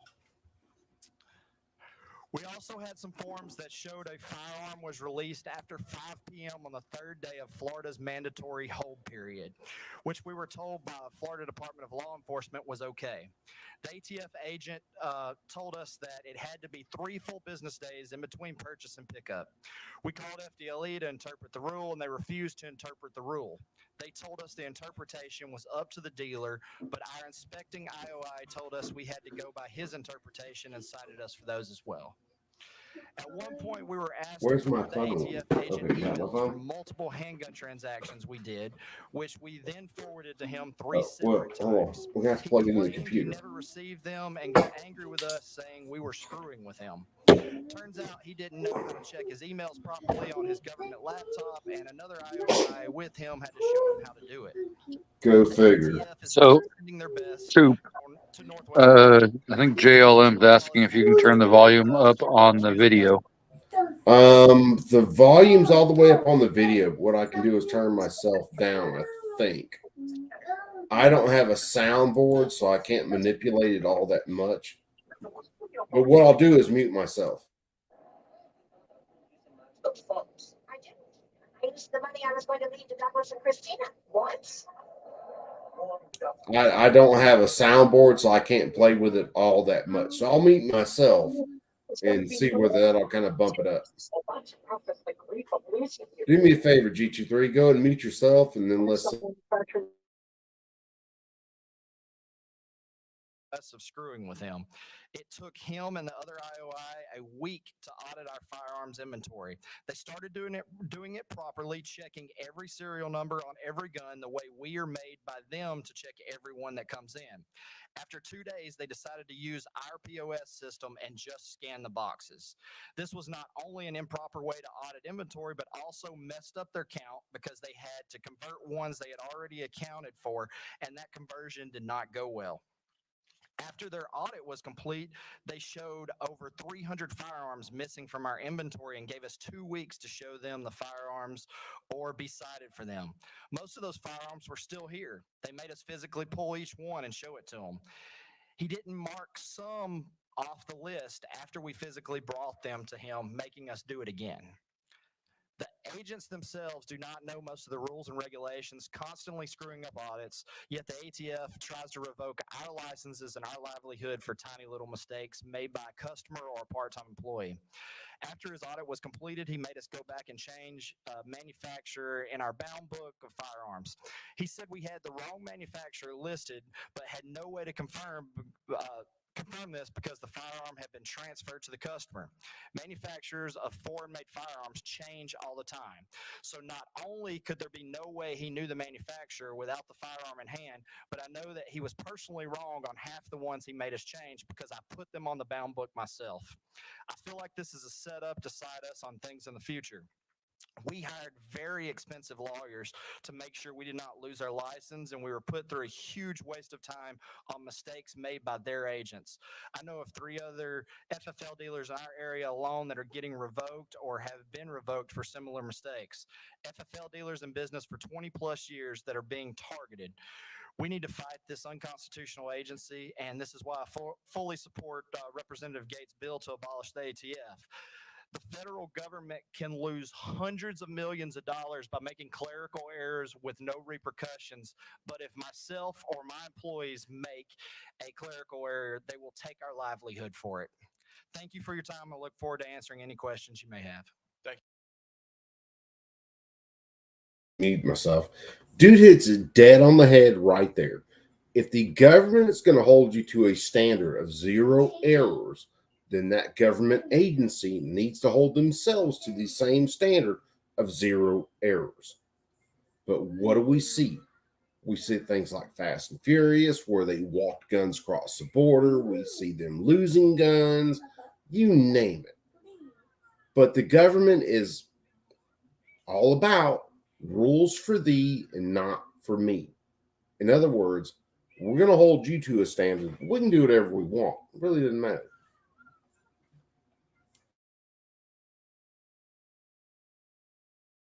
you, Mr. Smith. Mr. Schuler, you're recognized. Thank you, Representative Gates, Representative Green, for having me. My name is Miles Schuler. I was an FFL holder in Santa Rosa County. I've been a firearms dealer for some 46 years, 39 years of it in Santa Rosa County. I gotta say this. I listened to this earlier when I saw something pop up on, I think it was Forbes. Because I follow Forbes and they'll throw shit up on my stream. But I didn't realize Brandon was the one who spoke in this until I was on my way home and heard something about it. But look at Brandon sitting there, because I was listening to it. But look at Brandon sitting there in his damn suit and buttoned up, well, halfway buttoned up collar. You know he's got to be dying. I've always strived to facilitate the sale of firearms to law-abiding citizens to keep accurate records. And in the 46 years I've had a relationship with law enforcement, previously the FFL and the regulatory agency, the ATF, had a mutually beneficial relationship, bringing us up to speed on rule changes and keeping things more efficient until changing to the adoption of the zero tolerance policy was enacted. This resulted in ATF's aggressively putting FFLs like mine out of business. It is absurd that ATF has dedicated perfection as a requirement to stay in business currently. My mistake is deemed willful by ATF. By the mere definition of word a mistake, it is not willful. I think this practice is unethical and I worry for my country.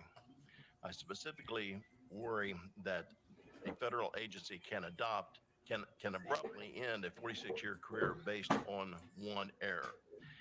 That was not my error to begin with. It's completely out of my hands. 2 years ago, while I was in the process of selling a firearm to a customer, I completed the background check using the Florida Department of Law Enforcement Purchase Program. The background check was uneventful and FDLE rendered an approval number. Some months later, during an ATF audit,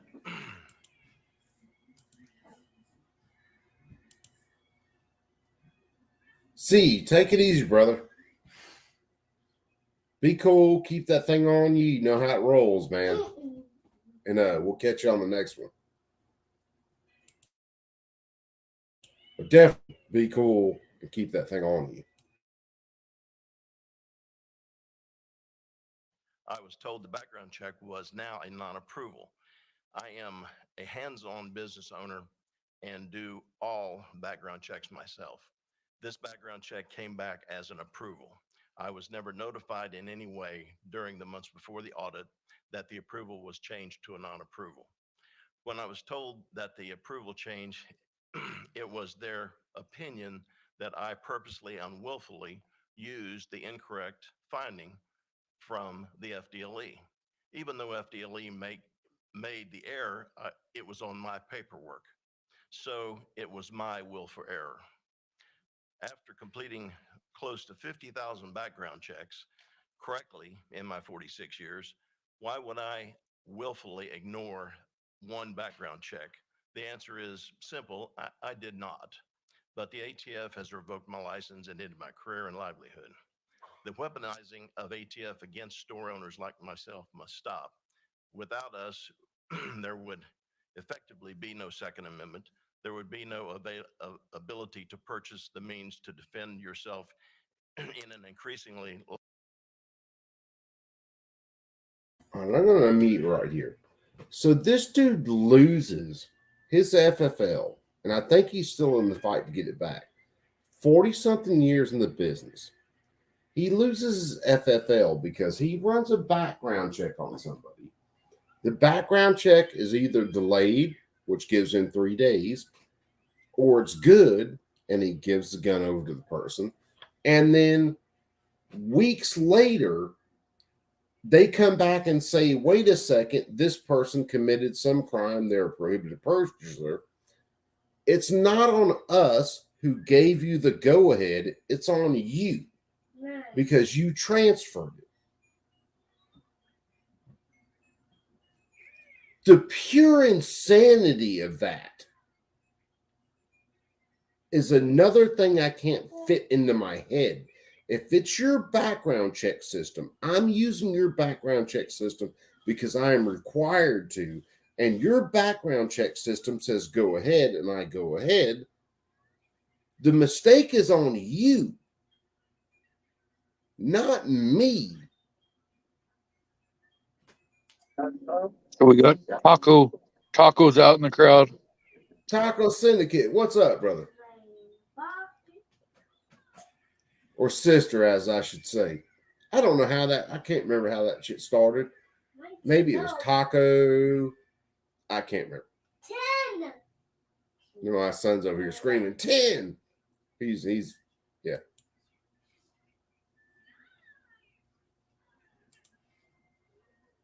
Lawless country where the government is focusing on harassing law-abiding citizens and business owners like me, prosecuting career criminals out on cashless bail for the 15th time. The ATF knows this, and that is why they're trying to put us out of business. They want to criminalize all gun owners. FFLs are just in the way. Thank you for inviting me. Tell my story. Appreciate it. Thank you. Thank you, Mr. Schuler. Mr. Herrera, So- you recognize. First off, Smile. So Taco won't recognize the 40 PCC since I've altered it. Oh, well. Hey, that's between you and Taco. You two can fight it out. You two are big boys. Taco got to actually shoot that 40. Yeah. With the carry handle. So and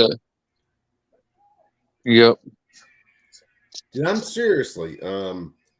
I want to build a M16 clone that would have been at least close to what my dad carried in 1968 in Vietnam. That's one of my goals in the next. I'll give it 2 years because I got other things on the plate. But it's got the Colt square marker on there. Hold on, Taco. I'll send it. Hold on. I'll post a link. Jump in, Taco. Hold on. Let me do this. Let me copy that. Nope, I don't want to do that. I want to do this.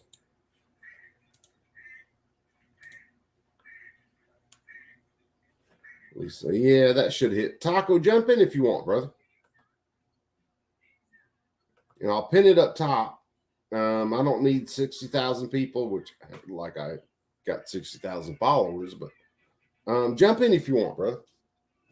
We're gonna play some more of this.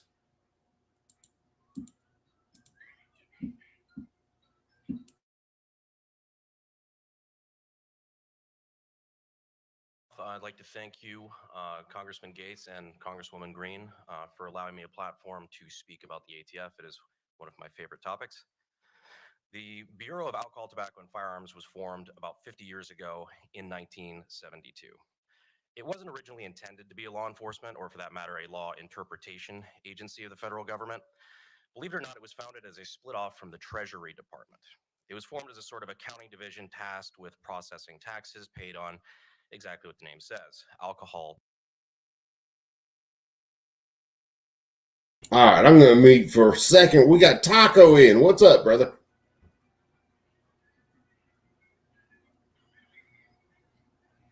Come on, Taco. We got to get to Brandon Herrera. And you're dragging ass. All right, Taco can drag ass. We're getting back to Brandon. There we go. I can hear you now. Can you hear me? What's up? Yeah, we hear you, Taco. What's going on, Taco? What the? Taco's going to get it right in a minute. Taco's worried about tacos, apparently. And killing people's ears. What? What? Am I too loud? No. It was all the crackling and whatever you were doing before then.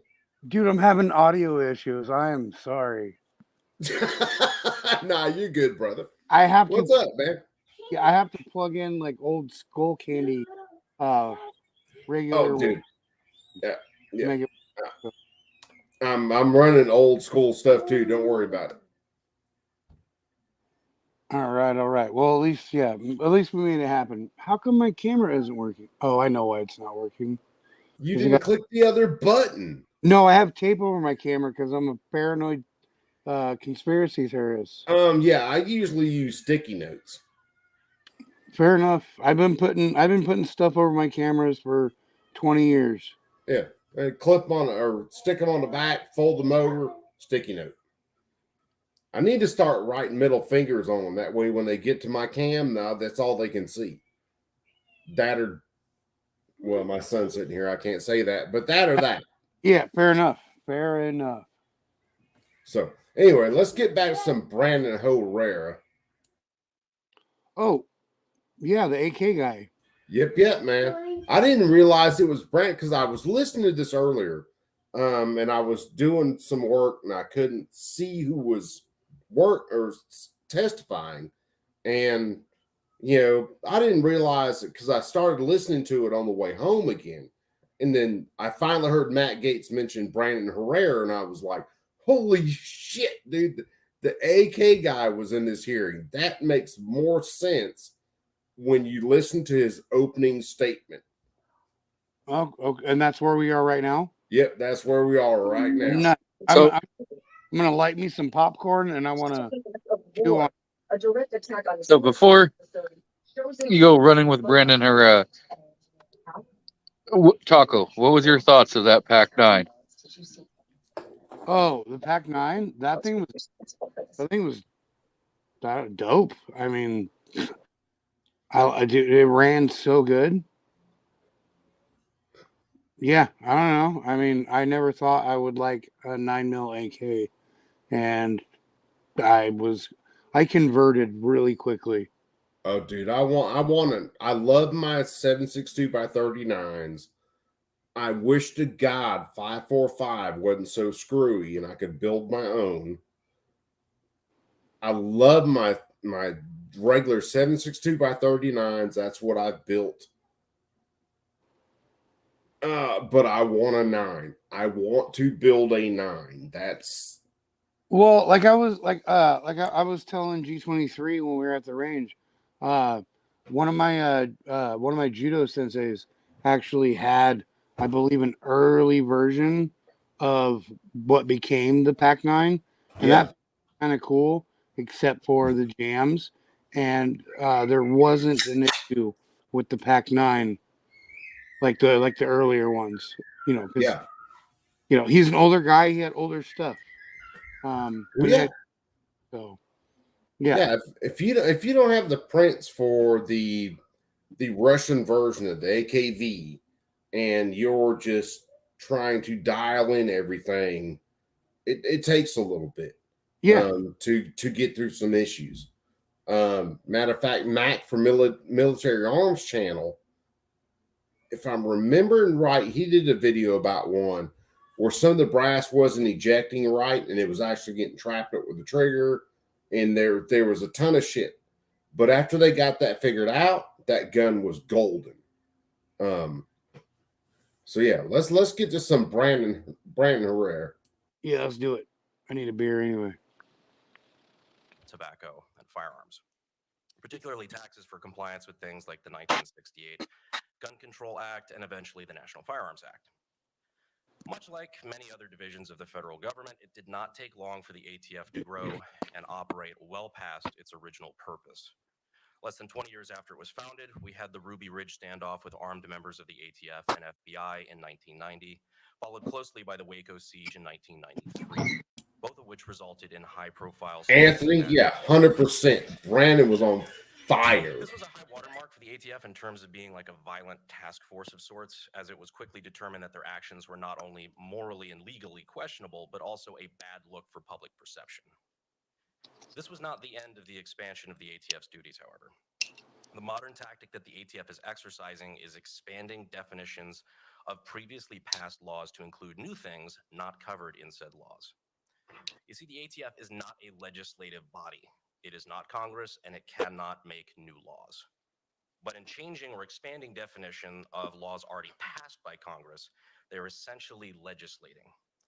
You see, even though Congress recently tried to reverse the ATF's ban on stabilizing pistol braces, a bill that failed, the ATF did not need any such bill to implement the ban on them in the first place. They simply made a decision to redefine them as SBRs or short-barreled rifles, and therefore regulated by the NFA, violations of which are punishable by 10 years in prison. How the hell can repealing a ban on something require a literal act of Congress, yet the ban itself did not require a bill to go before Congress in the first place? Another way the ATF has been expanding its authority is by targeting legal federal firearms license holders, or FFLs, such as gun stores, gun manufacturers, and so on. Now, the ATF is permitted to perform audits on FFLs to ensure compliance. They supposedly want to make sure that the FFL holder is not violating the law and is keeping the proper paperwork. However, in the past few years, this has been weaponized against FFLs and the gun industry as a whole as a way of shutting down otherwise legally compliant FFLs. What was originally intended to be a measure to stop rogue gun dealers from operating outside of the law has now, under the Biden administration, become a tool for federal agents at the request of their superiors in D.C. to shut down gun stores and manufacturers for simple clerical errors in paperwork. Rates of FFL revocation are up drastically as Biden's new zero tolerance rule has caused many innocent gun stores to close, guilty of only minor paperwork errors on forms attempting to comply with the law, as we've heard here today. I'm personally also an FFL, and I have little doubt that because I'm here willing to talk to you about this publicly, I can expect my audit to be coming shortly. But as FFLs, we shouldn't have to be worried about taking political stances against the ATF for fear of targeted backlash. As gun owners, we shouldn't have to worry about new gun laws who have the ability to turn law-abiding citizens into felons, especially without an act of Congress. That is why the ATF has to be reined in from the top, not only for the sake of gun owners across the country, but also to set a precedent and remind other government entities that they are not allowed to play by their own rules. Thank you for having me here today, and thank you for all the work that you're both doing to stop this weaponization, and we're happy to take questions.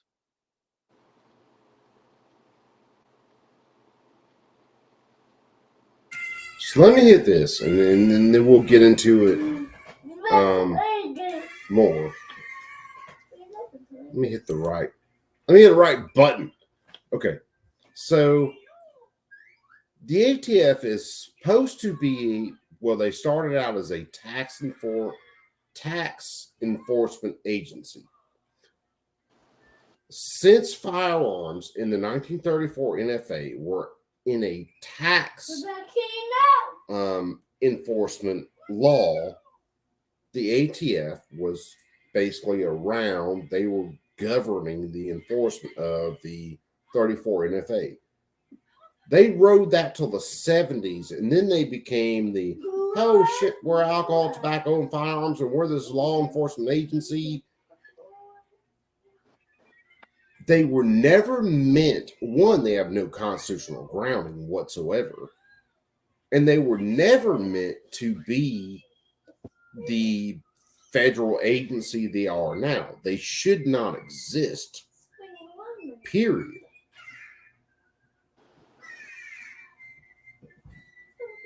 Well, I mean, so they have to ultimately get their authority from the IRS, right? well, they did. Now they're under the Department of Justice. So they went from a tax enforcement agency, and realize you get locked up for taxes. That's what happened to Al Capone. But they went from a tax enforcement agency to a law enforcement agency, to where they are enforcing, instead of tax law, they're enforcing criminal code. That was the switch Brandon was talking about in the 70s. Yeah, which is technically illegal at that point. Oh, the ATF was illegal at the start, but I get that. But to even make that switch from, you know what I mean, from a yes, tax enforcement agency to to a now DOJ yes, position, that that was absolutely unconstitutional. Yes, absolutely, all the way. Like, if this were to actually be seen by the Supreme Court, they would either have to like try to push it back as much as they could, but ultimately they would have to rule that it was unconstitutional. Yeah, but here's the thing. With the Constitution, and I am on a way different footing on the Constitution than I used to be. How do you challenge an entire agency and say that an entire agency from the federal government shouldn't exist? Well, just kind of like how Brandon did, where he traced it back to its roots. Yeah. Well, it should be that easy. It really should, Taco. But it's not. Because if you just challenge the existence of an agency, the courts ran by the same people that you're arguing against. Oh yeah, it's all the government. I get that. Yeah, and it makes it like I'm at a loss for words, but there's. Well, let me tell you that it's like two hands. It's like you using your right hand and your left hand to wash your own pecker. It's going to come out the same way. And that's the way this fighting the government works at this point. So you're saying shit in one hand, shit in the other, and rub it all over myself. Yeah, pretty much. If you're fighting the government, because you're gonna be a shit sandwich. Yep. I'm fully aware of that. All right, let's roll some more of this. So, Taco, that 40 PCC that I had, Yeah. I've already swapped the upper, so now it's a flat top upper. Oh, well, okay, so the sights are actually aligned now? Well, I gotta put the barrel in it, and I'm probably gonna run 45-degree flip up sights on it, and then put a scope on it. I mean, fair enough. No. But okay, so but you got the fore end aligned with the upper. Yeah, it looks like he's got everything aligned. But Okay, no, dude, when I saw it canted, the barrel shroud was canted like, what is that, like 10 or 15 degrees? Yeah, I didn't have the barrel. I'm not completely. I needed to put about 2 more foot-pounds on there to change so that it'd be lined up perfectly. Nice. But now the new handguard that I have, it attaches differently, so I can tighten the barrel nut and then align the handguard, Yeah. and then bolt it on. It bolts through the bottom, so it bolts to itself instead of bolting to the barrel nut itself. Oh, okay, perfect. That's one way to solve it. Yeah. All right, let's listen to some more of this, and I'm going to disappear for about 2 minutes.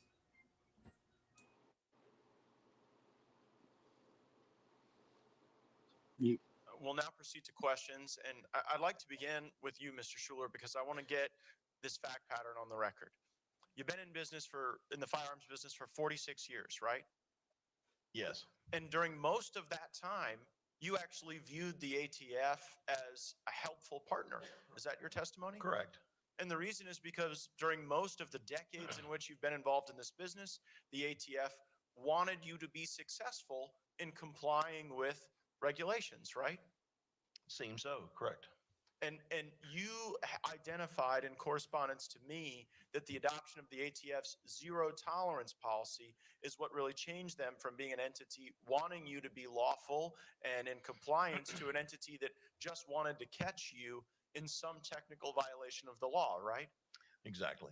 And the violation of the law they caught you in wasn't even a mistake of your own doing in this case, was it? No. So help people understand how the FDLE, the Florida Department of Law Enforcement, is involved in a gun transaction. Well, they're they're charged with doing the background check themselves. So we online or on the phone call the background check into them. And the reason that they do the background check is because there's a national system by which they can search and see if someone would not be eligible to receive a firearm because of their conduct in Florida or in another jurisdiction, right? Correct. And we don't have any latitude to use anybody else but FDLE. And so you can't go choose another vendor. You're forced to go to use FDLE. Correct. And FDLE, I've seen no evidence that they've been malicious in your matter, but they are not the first perfect government entity that makes no mistakes, right? That's correct. And in the matter that resulted in your revocation, it was the FDLE's mistake on their own search that resulted in you getting improper information, right? Correct. And when when ATF found that mistake, did they punish FDLE for it? No. Did they withhold any money to the state of Florida? No. No, they put you out of business. Correct. Mr. Smith, you're a high volume dealer. You're an employer in our community. And as Mr. Schuler said, FFLs often are the way in which Americans exercise their Second Amendment rights. The Second Amendment is just words on a paper if you can't vindicate those rights with the utilization of a firearm. And so I wanted to get a sense from you as you go through these multi-month audits that seem to be more about retribution and bad faith than a sincere effort to get you to comply with the law. what do you tell your customers about what you're going through and the potential impact on them? So, first off, the customers get very nervous because they see ATF agents walking around your store, and so it kind of drives your customers off a little bit anyway. We tell our customers that they're just in there for an audit, and we do everything the right way. But it makes them very nervous when they're in there because they've seen how lackadaisical the ATF is with our rights in the past. And I will say that I also had a approval changed to a non-approval like Mr. Schuler did, and we luckily had evidence that we had the approval done, and we had seen it happen 3 other times before. So All right, Mike McClune, take it easy, brother. Grab you a beer on the way to the house. Be safe. Lock the shop up, and who knows? We might still be running by the time we get back to the damn house. As Depending on how this goes. Enjoy, Mike. We'll probably be here. Yeah, there's no telling, man. With this hearing, and this is a short hearing, there's still no telling how long it can go.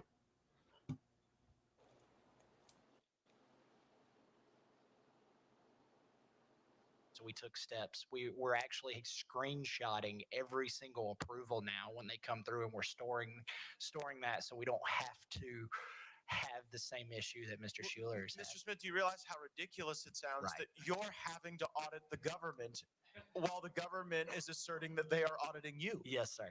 Yes, I do. I also wanted to ask you about the impact on your workforce. How many people do you employ at your business? We currently employ 13. And what is we live in a time now where no matter what business you're in, workforce challenges are real. Yes. And so I wanted to get your testimony on the record about how your workforce is impacted by this very aggressive and improper action by the ATF. So it makes them very nervous about their job security. You know, the whole 3 months that the ATF was in there, my guys were concerned that we're going to lose our license, that these guys are going to lose their employment. This is their livelihood. You know, some of my guys have been with me from the very beginning, 6-7 years, and you know, this is what they've put their life into. The entire time they were there, they were scared that they were going to lose their job over a clerical error, and to this day, they're still. Okay, wait a second. This guy's got the ATF in his shop. He said 3 months. Did I hear that right? Yep. He said 3 months. 3 months. Looks like we lost Taco. Yeah, we lost Taco. Taco be out. Yeah, 3 months. We gained Gabber. What's up, Gabber? So 3 months the ATF is in this guy's store or stores, because he does a lot of high volume stuff. But 3 months they're in there checking this guy's inventory versus his 4473s. And I guarantee you, while they're looking at 4473s, they are recording those 4473s. So let's listen to what else he's got rolling. Very concerned. The ATF did tell us they would be back in 1 year. They warned us that they will be back into our store in 1 year for another audit. And so my guys remain nervous the entire time, and it's hard to retain employees when they know that at any time the government can come put you out of business. Compliance costs with this audit. Do you feel comfortable sharing, in any terms, even percentage-wise or anything, what it has cost you to, these aren't costs that are advertising for your business. They're not costs that are helping you get better product. It's just overhead you have to carry, and I want to be able to bring back to my colleagues in the Congress how that affects a small business. Between legal fees, between compliance costs, between we now have an outside auditor coming in every 3 months that we're having to pay. We have also put in system implementations that are costing us $1,000 a month. Dude, shit, yeah, Gabber, man, get with it. The ATF left in November to make sure that we kept our license. So you've hired your own auditor to Yes. pre-audit you to get ready for the ATF audit, and then you're going to have to audit the ATF and the FDLE with your own screenshots. Yes, sir. Congresswoman Green, you're recognized for questions. I would just like to add in there that this is why the cost of buying goods and services in America goes up, because the government makes it so difficult on small businesses. And Mr. Smith, you just outlined the perfect example why. It's government abuse and oversight. Dude, she is not wrong. Spend far more money Your than tax you ever should compliance for your in order small to run your business business is and legally sell insane. firearms to Americans. I'd like to talk with you all for a few minutes. There is a gun store in Georgia that needs to be recognized. They've also been a victim of the ATF. Adventure Outdoors, they've been in business for over 40 years. They're one of the largest firearm dealers in the United States of America. Myself, along with several of my colleagues, we showed up there because they had a raid that just recently happened in March. They are used to, the Wallaces that own the store are used to dealing with the ATF, just like you all are. They're used to the audits, and they normally work with Georgia ATF agents. But what happened in March was unbelievably different and unprecedented. The ATF showed up with what they called their special force, and it was 16 ATF agents coming from all over the country, mostly from Democrat states and Democrat cities that have very strict gun laws. So you can already see their mindset. Here's what came out of it. After an audit, the ATF found 3 violations. All 3 of the violations were just as you described, Mr. Schuler. They were administrative errors. Administrative errors.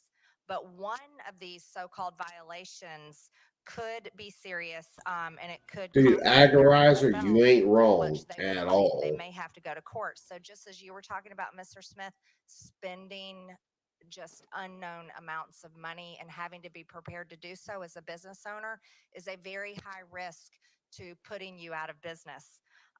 They're waiting to hear the decision, of course, and we will stand by and be very engaged with them on this.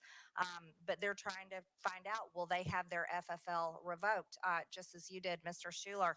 I'd like to ask a few more questions. And just understanding how it works in the state of Florida. So you have to use the state background check system, but how does that relate to the NICS system? And just for everyone here, NICS is the National Instant Criminal Background Check System that became part of a background check system from the Brady Act in 1993. And the NICS system, just for everyone's information, has a 95% false positive. So 95% of the people that get denied the ability to buy a gun, it's a false positive. So it shows you how bad this government taxpayer funded system is. So Mr. Schuler, Mr. Smith, and also Mr. Herrera, let's go one at a time and help me understand, like, how does it work between, say, for here in Florida, the FDLE background, your state background system? Hell yeah, Gator. NICS system, and then from your state as well. Let's start with Mr. Herrera, and we'll go down the line. So I don't believe that Texas has anything like that. I think that all 4473s usually just go through the NICS system. Typically, we actually don't handle 4473s for that exact reason. So we're a manufacturer. We have the ability to do background checks and to sell to the public, but literally out of fear of the ATF and audits, because that seems to be the thing that they go after the most. We weighed the risk and reward and decided that it wasn't worth it to even register to be able to do it in NICS. So that's something that we voluntarily just don't do because the ATF scrutiny is too intense. Thank you. Mr. Schuler? In Florida, the way I understand it is Florida opted to run their own background checks, and they run it, and I believe they run it through the same avenues that NICS is run through as far as the NCIC computers and so on. But they just render their finding to us directly, and we just don't have access to the NICS system at all. Okay, thank you. Mr. Smith? So I'm very active in the Florida politics, and I've done a lot of research and checked into it. And actually have contacted FDLE, and I'm in contact with a few people at FDLE that are over the background check system. So as far as we're explained, we have a computer system. We put in the information from the customer into the computer system. Then it goes directly to FDLE.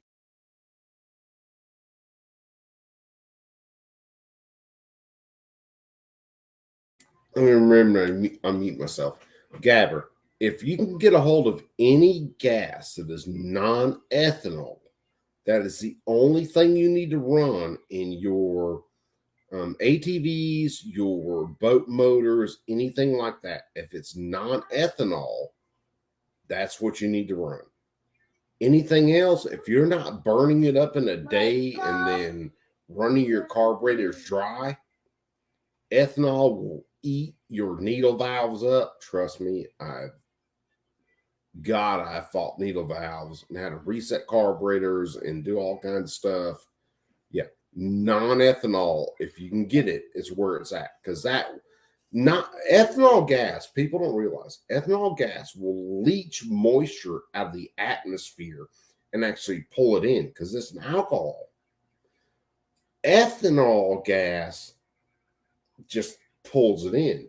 Non-ethanol gas, where you have a complete petroleum product, will actually push moisture out of its way. So there's a difference in between those two. Had to replace filter. Yeah, dude. Ethanol will eat everything on your boat. If you aren't looking at something that's specifically rated for ethanol, steel tip needle valves, stuff like that, it will eat your fuel lines. It will eat your fuel filter. Ethanol will eat your motor to pieces. So you got to be very careful. If you can run non-ethanol fuel where it's 100% petroleum based, that's what you need to run. Anything ethanol that you stick in that system, you need to be able to run it out in a day.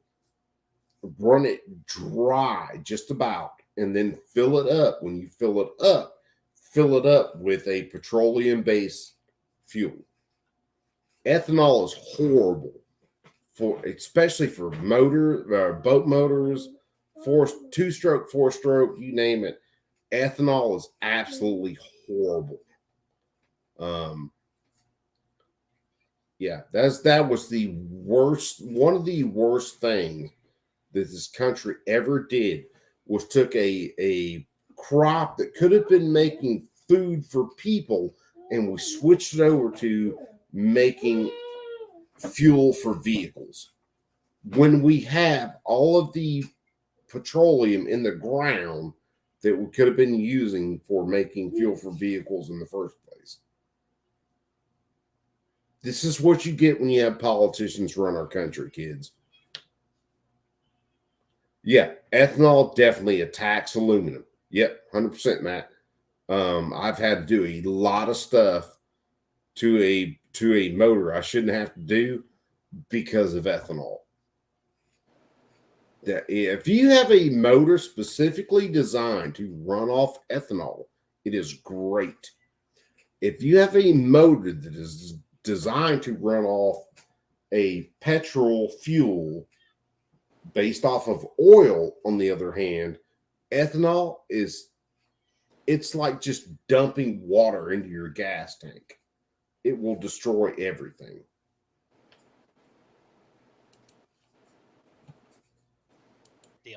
FDLE then puts that information into the NICS system, where it either comes back a non-approval, an approval, or we need to do more research.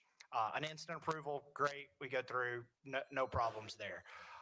If it needs to do more research, it then comes back to the FDLE system, and FDLE has to do the research themselves since they've opted to take that on themselves.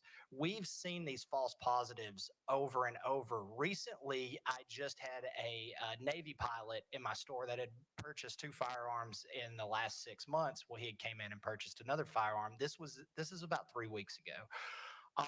He got a denial. A Navy pilot, had full orders, everything in the store. So I have a contact at FDLE, luckily, now after a lot of politicking, because I think they just kind of want to keep me quiet at this point.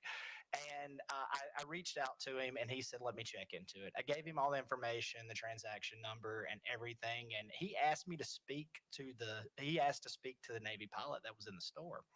I put him on the phone and 5 minutes later came back with an approval. So what had happened is he explained to me that the pilot's information, he had the same name as a gentleman out of New York, but the birth dates were different. Well, he had put his social security number on the form, and they could not.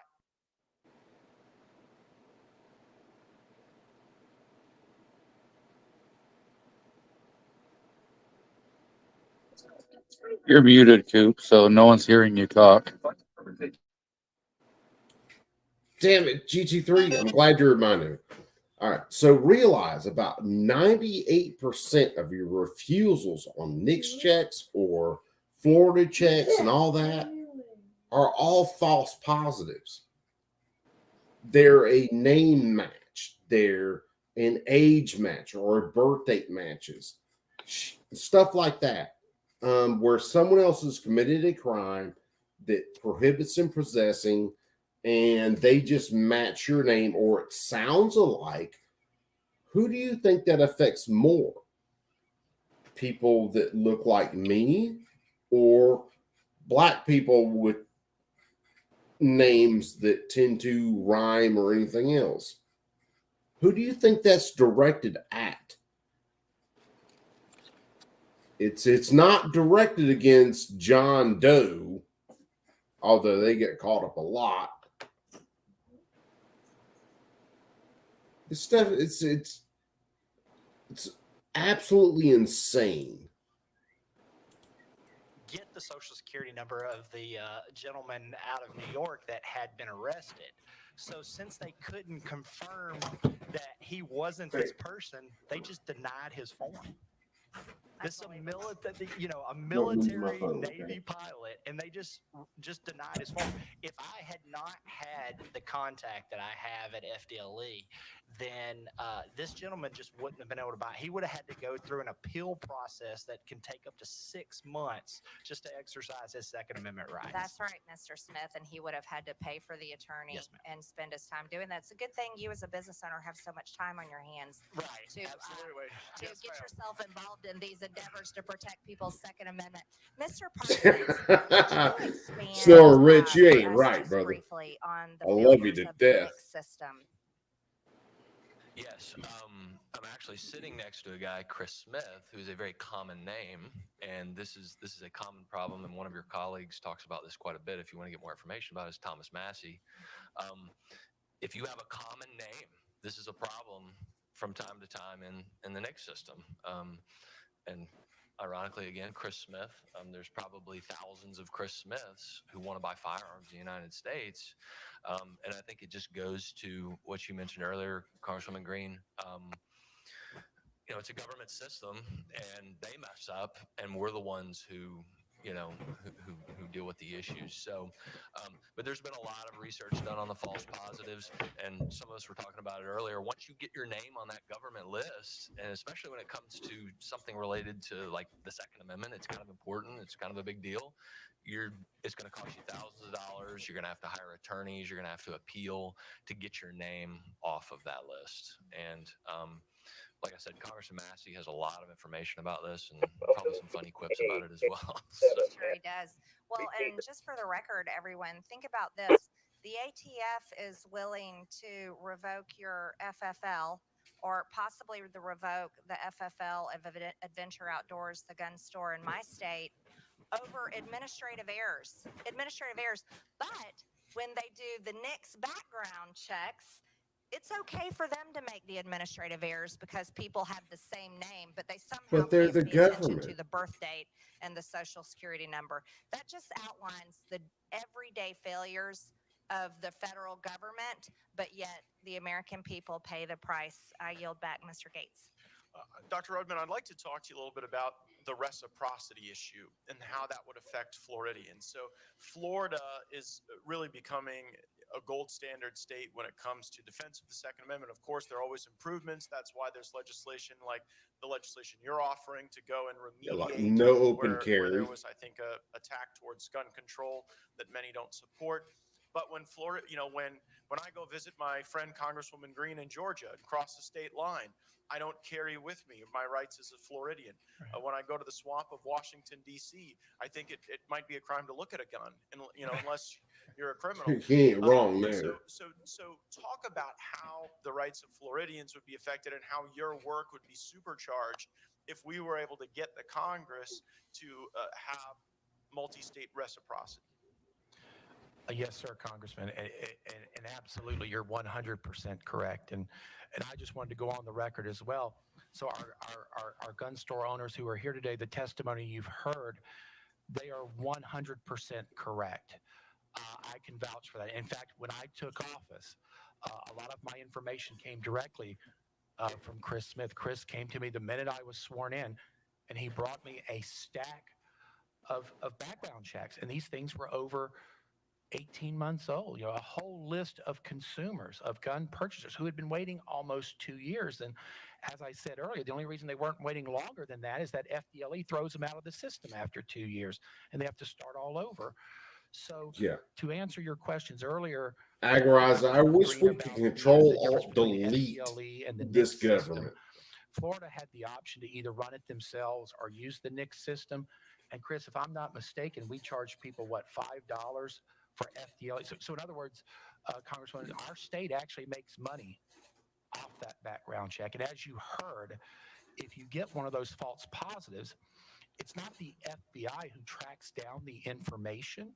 It's our own Florida Department of Law Enforcement. So Congressman Gates, you can imagine if I'm trying to purchase a firearm and I come up as a false positive, and the statute in Florida says they can take as long as they need to clarify the situation. Yep. There's no incentive for FDLE to hurry up.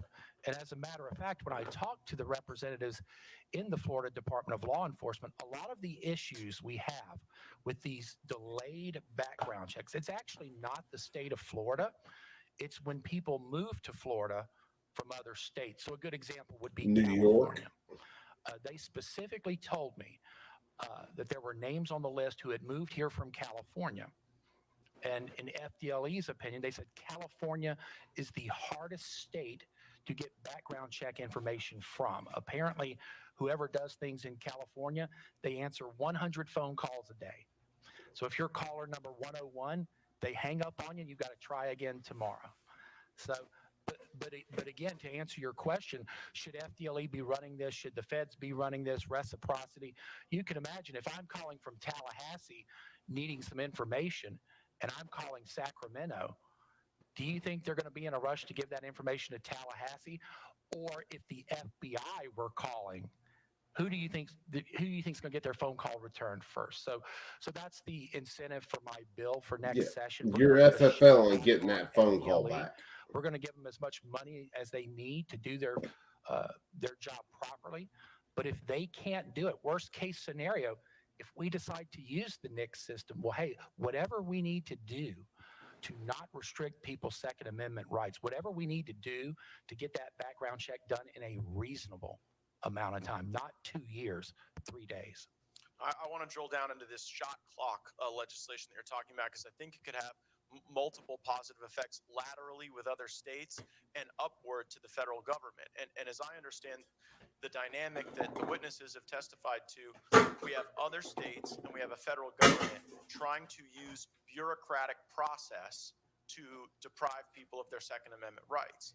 And so rather than surrendering to that paradigm and having our oftentimes for little reason or no reason at all, What you're saying is that if people want to actively frustrate the Second Amendment rights of our constituents, they have precisely 72 hours to do so.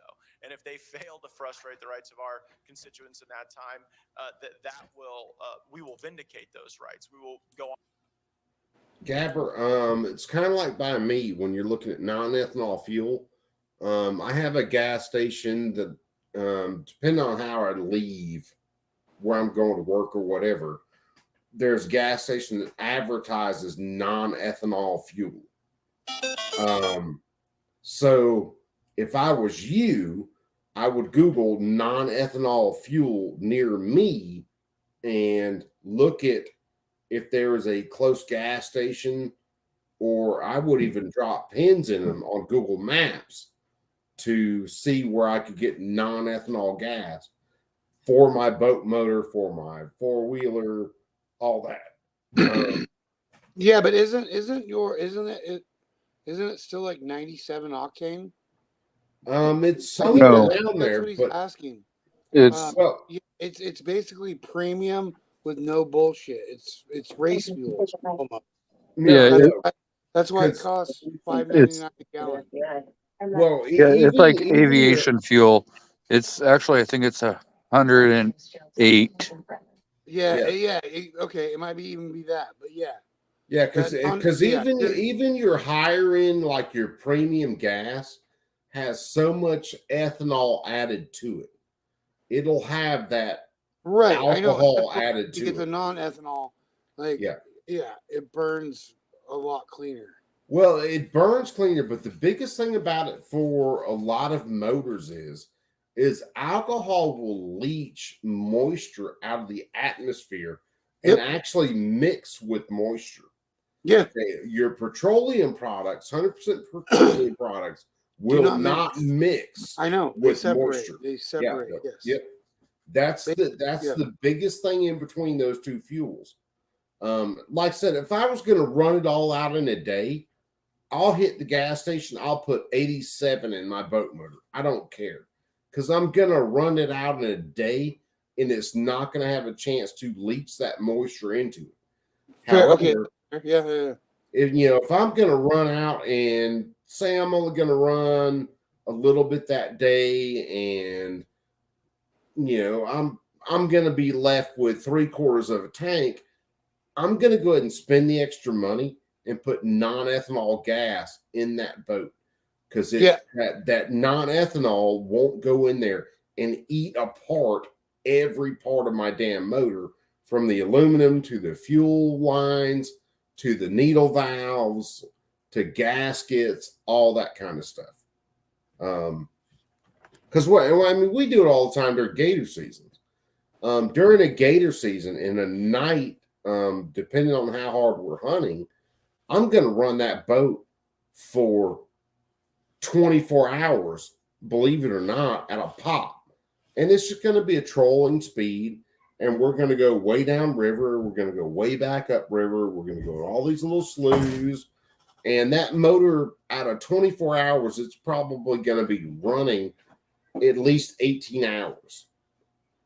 That's how long that motor would actually be running.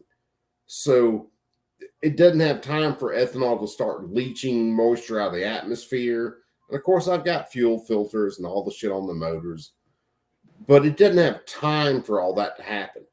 If I'm going to go out catfishing and I know I'm going to run down river, a half a mile, 3/4 of a mile, and I'm going to sit for the entire night, and then I'm just going to run back to the dock, put my boat on the trailer, and then go home, and my boat's going to sit for 6 days, 7 days, 2 weeks. Yeah, it sounds like you need to go to Casey's station, like Agarizer said. It's only 18 cents difference. Yeah, well, and there's another thing. Stay-bil, if you look up like fuel treatment, Stay-bil ethanol, if you put that in your gas, that will be a lot better for you than running straight ethanol without Stay-bil in it.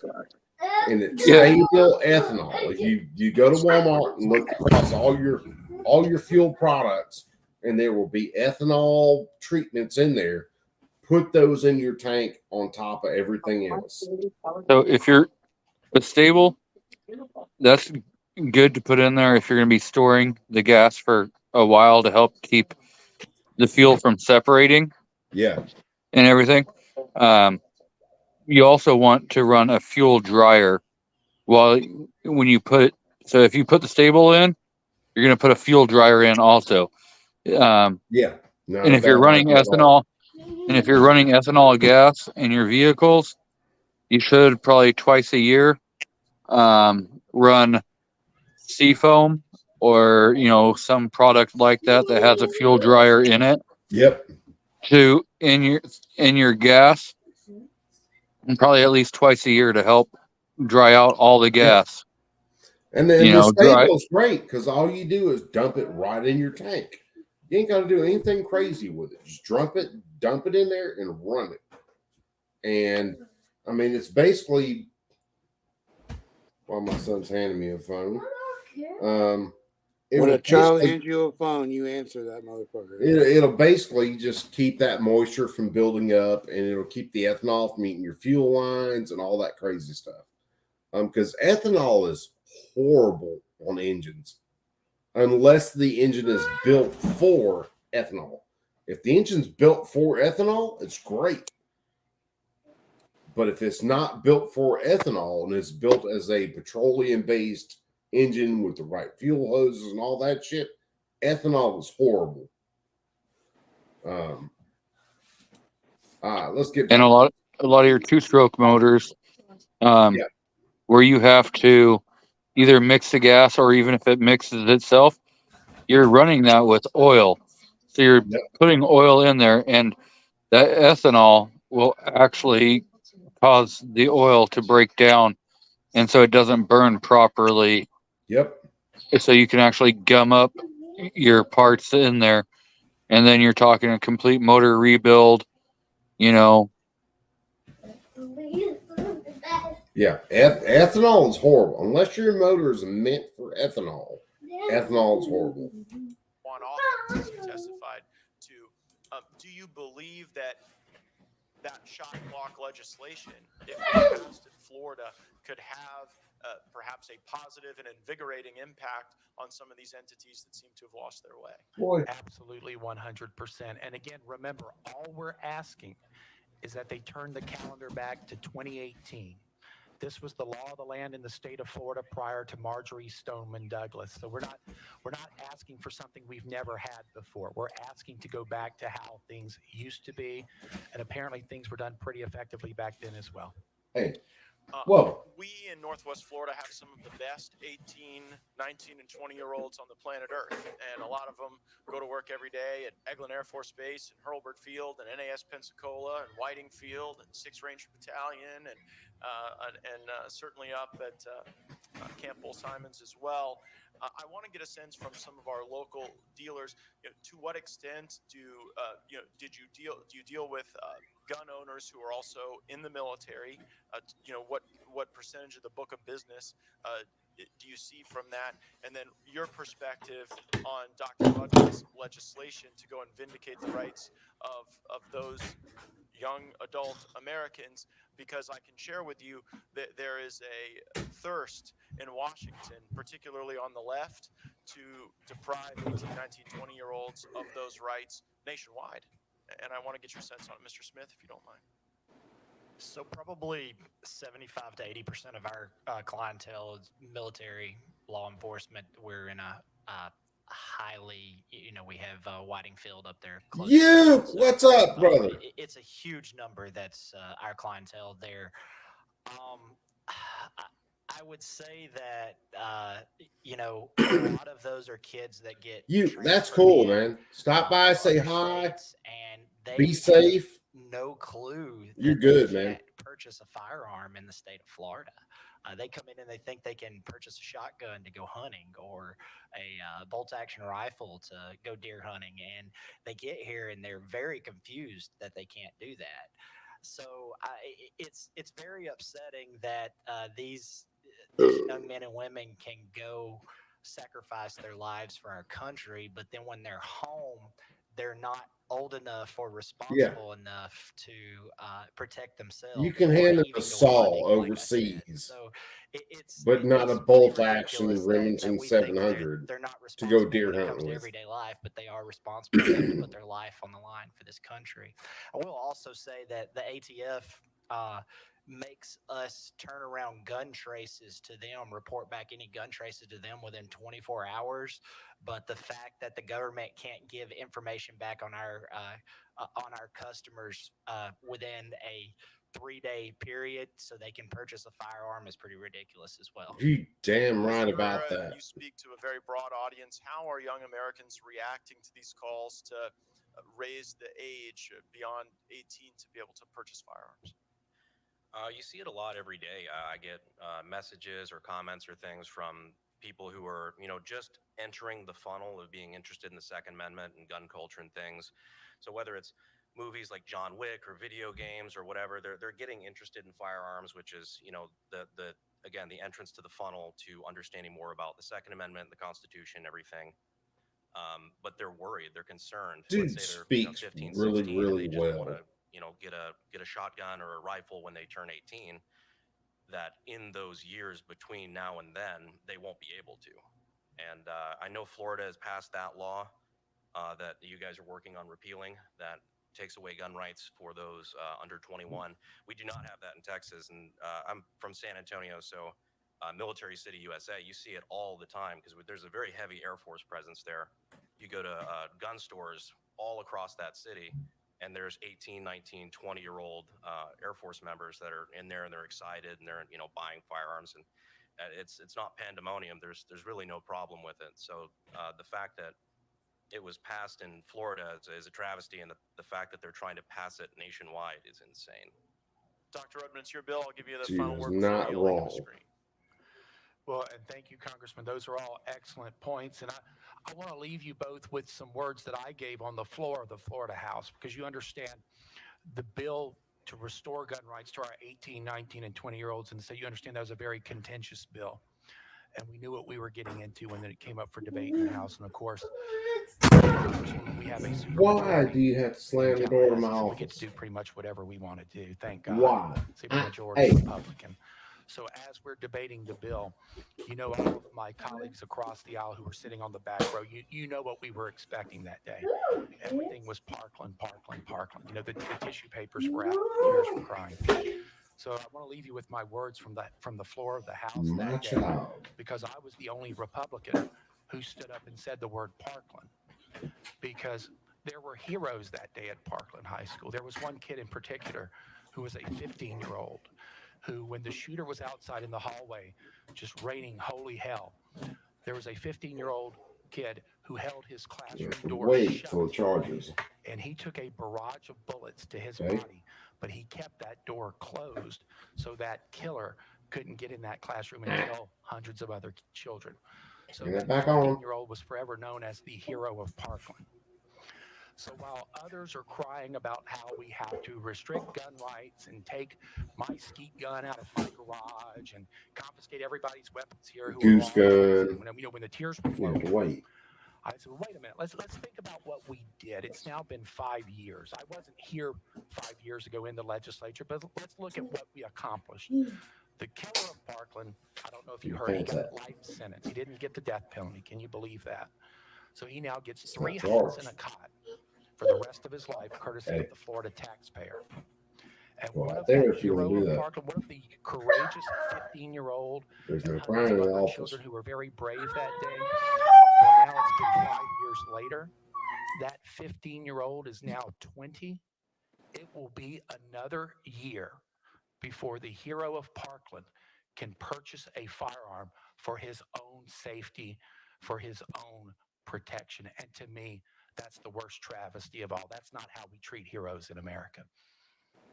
Congresswoman Green? Dr. Rudman, you know what is really sad to me is that this country knows the name of Nicholas Cruz and David Hogg, but does not know the hero of Parkland's name, that 15-year-old that is now 20 years old. I think that's tragic. And that hurts my heart. And again, as a teenager who at 16 years old was the victim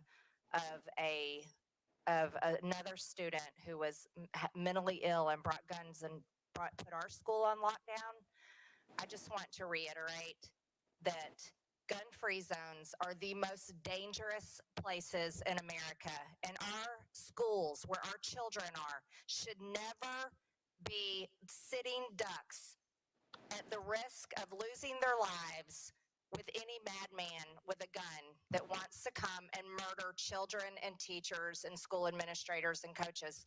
That should never happen. And the whole reason why it is that way is because of Joe Biden. That needs to be known forever. But Dr. Rudman, I would encourage you to make sure that the hero of Parkland, Florida, at Marjorie Stoneman Douglas High School, that boy's name should be the name that our country knows. Not David Hogg, that is a paid political activist that works as hard as possible to take everyone's gun rights away, because they want all of you to be labeled as would-be murderers simply because you use your Second Amendment to own a gun. But and not Nicholas Cruz, who gets to, like you said, have three meals and a cot on the Florida taxpayers' dime. That's a shame. I'd like to talk about something that is personal to me. This week, there is a man in New York that is being sentenced because he pled guilty to planning to murder me. And he has been at home on house arrest because the judge sent him home after he pled guilty in his trial. And for months, I've been waiting for his sentencing trial because it's a pretty bad feeling to know that there's someone in New York who pled guilty to planning to murder you but got sent home by the judge. And then I traveled across state lines. I drove here to Florida, and I had to do research on what are my gun rights? What are my gun rights to carry a gun to protect myself from all the death threats that I get? I get some of the most death threats out of members of Congress, not only from just deranged people that think they want to murder me, like this man in New York, but also from a very particular sector of people. It's the people that call them trans child activists. These are the people that want to support genital mutilation of children in our country, which I'm solidly against. But I had to do a lot of research to find out what are my gun rights coming to Florida. And you get a lot of, not only me, you get a lot of tourists, you get a lot of families that travel to Florida coming here. And my colleague, Congressman Gates, and I fully support national reciprocity. I think our colleague, Congressman Richard Hudson, has a bill for that. And I think we're going to go back to Washington, talk about getting that passed. It should be passed. But it shouldn't happen that you have to do so much research what your gun rights are when you're traveling. So just real quick, Mr. Rudman, am I allowed to carry a gun in the state of Florida? I have my permit in Georgia. I have constitutional carry in Georgia. I know y'all are about to get it in Florida. So what's the deal? I defer to my friend Chris Smith on that. Chris probably knows a lot more about that. I know our bill goes into effect, Chris, July 1, I believe. So you can carry with your Georgia permit. It has reciprocity in the state of Florida. Without a Georgia permit, you wouldn't be able to carry until the bill goes into effect on July 1. Okay. Well, thank you very much for that. Yeah, I'm a very proud gun owner, and I think it's the right thing for everyone. The pistol brace is extremely important. The pistol brace, as everyone knows, has been the target of Democrats. But the pistol brace is something that's easy to use, especially if you're a woman or if you're an older person. Handicapped people, the pistol brace is a wonderful thing. But the ATF has decided it's evil, and for some reason you can take your pistol brace off and set it to the side, and set your firearm to the side, and it's okay, it's legal then. But think about this. They advise women, usually they advise women, hey, you should have a shotgun because that's the best home defense weapon. And a shotgun's pretty heavy if you've ever carried one. So if you don't have that much upper body strength to lift up a shotgun, then that can be a problem. But the pistol brace is fantastic. I'm a big fan of the AR-15. The great thing about it is that you get as many bullets as you want. And if somebody's coming in your home to murder you or your children, guess what? You can have as many bullets as you need to defend yourself. And I think that's a big deal. But the greatest threat, and Mr. Parsons, I want to talk to you about this. The greatest threat in our country is not firearms. See, they don't get up and kill people, do they, by themselves? No. But it's the radical leftist groups, and you face them all the time. I faced them before I came to Congress as an activist, a gun rights activist. But you face them all the time, being the executive vice president of a group that defends gun rights. Now, the group that I want to talk about is the one that endorses the director of the ATF. That's Everytown for Gun Safety, who was funded by $50 billion from Michael Bloomberg. Can you expand on the assault to Americans' gun rights by these heavily funded radical left gun grabbing groups? Yeah, I mean, it's complicated, but at the end of the day, it's all about money. I mean, and I think what you see in the gun rights community a lot of times is just people giving, like my organization, $35 a year or whatever to join. We don't have Soros, we don't have Bloomberg, we don't have Tom Steyer's, another guy who ran for president a couple years ago, spent $100 million or something. But yeah, I mean, you can imagine when you have that type of money, you can hire people, you can hire activists, you can get the commie mommies out from their, teas and yoga sessions and head into the Congress. And I know this is something you care about a lot.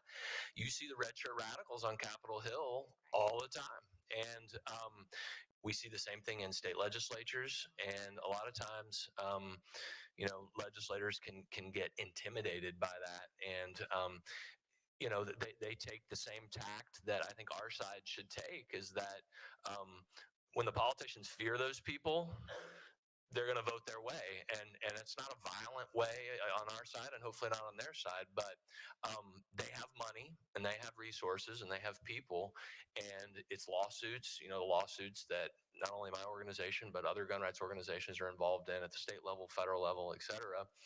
The other side typically is going to have money, or their attorneys who may work for the feds, used to work at Everytown or whatever. And I don't know if that's exactly the answer that you were looking for, but yeah, I mean, $100 billion, $50 billion, whatever, is spent on political ads, spent on flyers, door to door, yeah, it's a lot of money. And I think a lot of their stuff is more AstroTurf than it is actual people. It's just money. So Yes. if you know any billionaires, we'd be happy to talk to them. I don't know if you do or not. Well, I think what I wanted people to understand is how organized the left is. And like you said, it's more AstroTurf than actual people, and how well they're organized to work to put you all out of business. You're small business owners, you own businesses, you have families, you support your families through your businesses, and you should be able to do that doing selling firearms legally. But they also work hard to take away the gun rights of Americans, and they're heavily funded. And speaking of someone like David Hogg, who was funded through a Michael Bloomberg gun group that created March for Our Lives, and I witnessed it myself, where David Hogg comes to Washington, D.C., with attorneys. They have folders, binders of information. They have groups with them coordinated. They have appointments going to these senators and congressmen's offices, and they're there completely backed by billions of dollars to take away Americans' gun rights, and to take away your ability to sell guns to Americans who have the Second Amendment rights. But it is a very small group of people who it's all political for them, and it's to take away your freedoms. And that was what I was referring to. Okay, I was busy for a sec.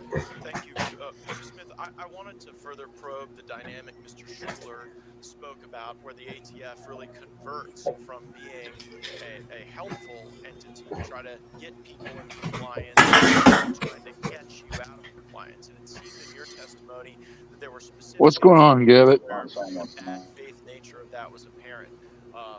telling jokes about you, kind of parading within your store to try to send a message to customers. You know, what do you think has caused that dynamic? Because we want every agency involved Anybody with any side of this brains knows what's caused that dynamic.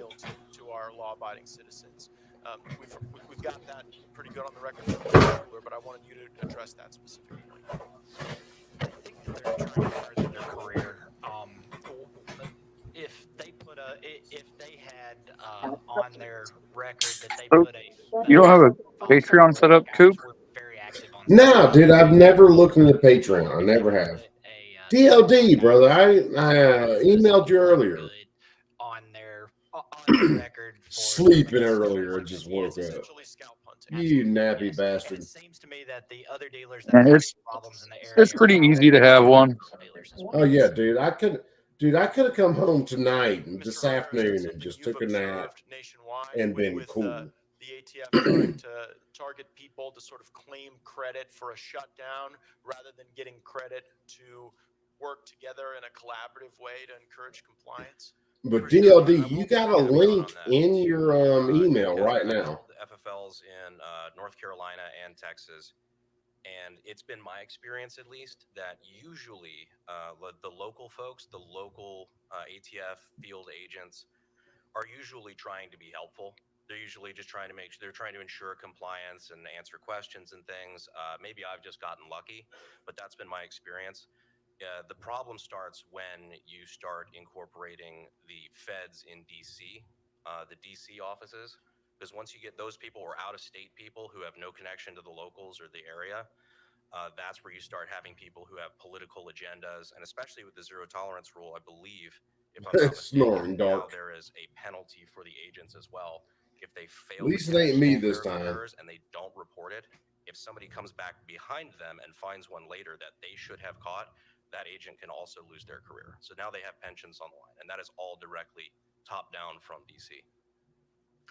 I want to thank you all so much for joining us today. I want to particularly thank Mr. Schuler and Mr. Smith, who, through the normal course of constituent requests for information and for advocacy from our office, have contacted us on a variety of matters through the years. And I'm very grateful for both of you for putting us to work for you, putting our team members to work for you. And if the folks in Northwest Florida and Georgia throughout the country are wondering, where do we go from here? How do we take this information that we've anchored in this testimony and put it to use? The appropriate, what Congresswoman Green and I know is that we can file our legislation to send a message to uproot the authorities of these entities, but ultimately it comes down to the money.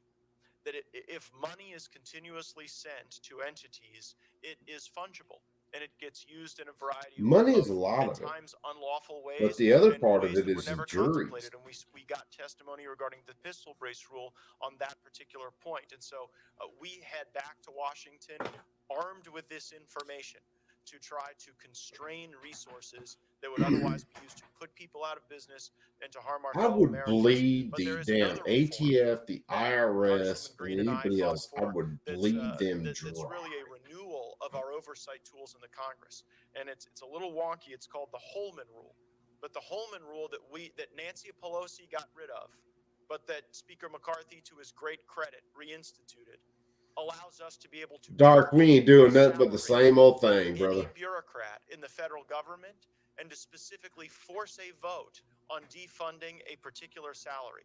And as Congresswoman Green and This I is great. leave this hearing today, she and I are sending a letter to the chairwoman of the House Appropriations Committee, Chairwoman Kay Granger, in which we express our intent to file a Holman Rule rider on the budget to zero out the salary of the ATF director. That is beautiful. And we'll be transmitting that letter today. So Dettelbach wouldn't make a damn bit. And we will be including some of the transcript and records from our constituents. We deeply thank you. If you are in attendance today and you're interested in other field hearings that we host on veterans issues, on security issues, military issues, please sign up at gates.house.gov to be able to get notices regarding those so that we can get your feedback as well. Ms. Green, I'll yield to you for any closing remarks before we conclude our hearing. Thank you, Congressman Gates. And I'll just add on one last thing. We need to make sure that we all have your support and that Washington hears from you. That's the best thing you can do is make sure your voices are heard. And we need to make sure that we can abolish the ATF Act.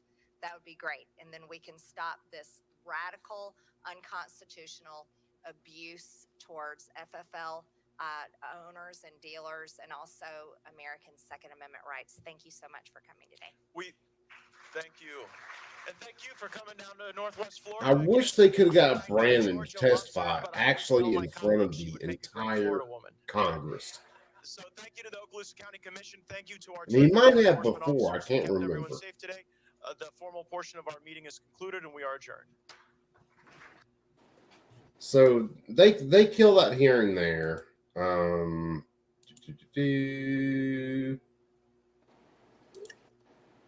I'll just stop sharing. But yeah, they kill that hearing there.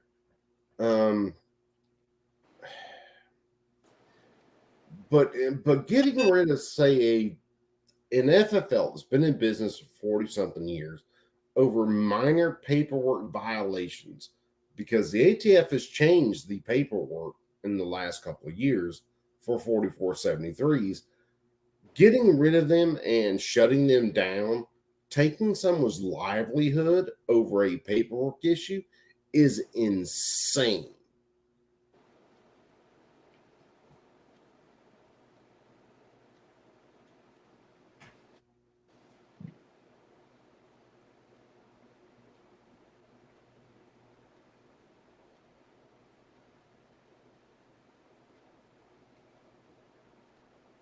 Hold on, what's Dark saying?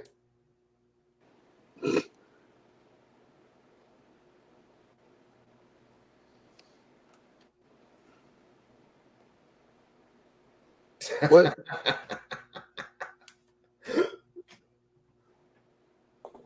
Dark, you got a whole lot of rabid ass fans that are waiting for you to come back. And I know it's going to be after the first.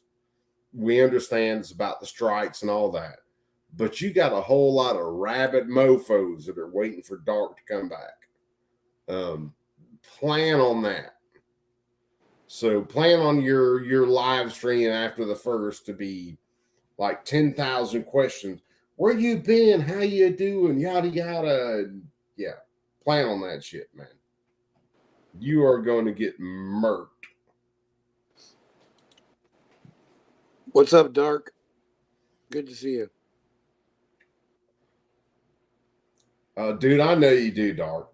Matter of fact, Too Many Choices, we were going back and forth about some comments today. Too Many Choices was like, damn, I miss Dark. And it's like, yeah, man, he's just trying to protect his channel, because if he doesn't, YouTube's going to cut him off, and then there won't be any DLD after Dark after that. And we went, we were just shooting shit in comments at that point. But yeah, man, you are going to get mobbed when you start your next live stream, for sure. And tonight, man, I was not planning on going live. I didn't realize this hearing happened until like 2 o'clock today. And then I didn't get off till like 6, and then kids and all the other stuff. And so I went live as soon as I could to kind of show everybody this hearing. So that's why it was so late. It's me sending emails G23 and you and a couple other guys. Yeah, that's why everything came out so late, because this was a definitely unplanned deal.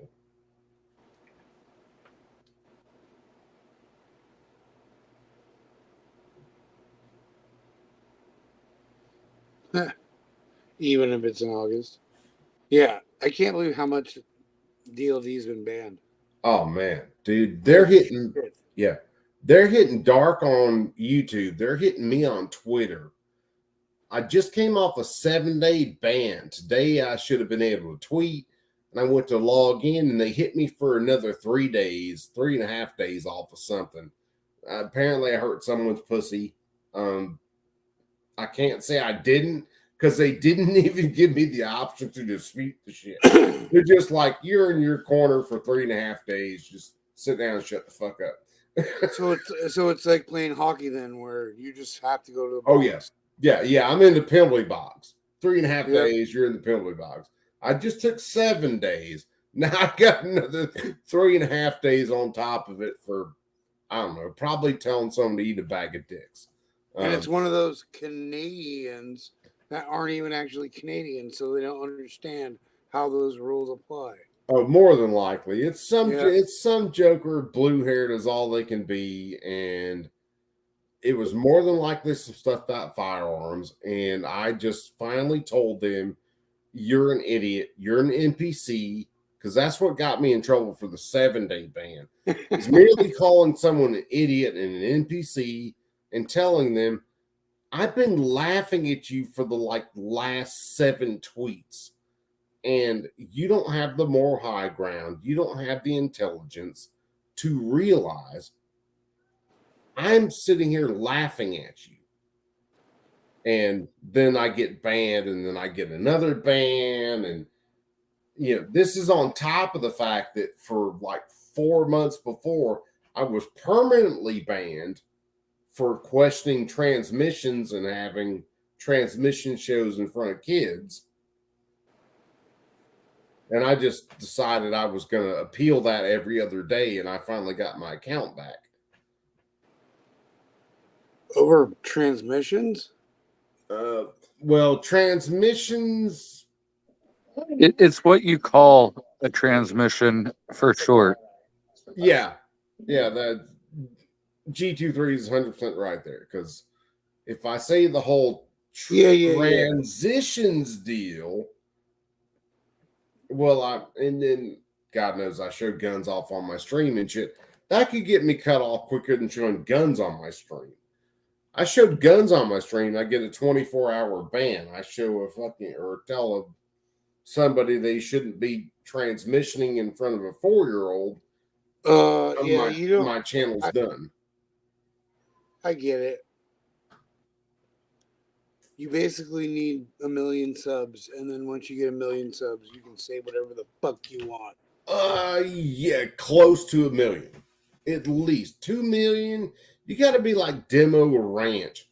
But Demo Ranch got so big because he doesn't say anything.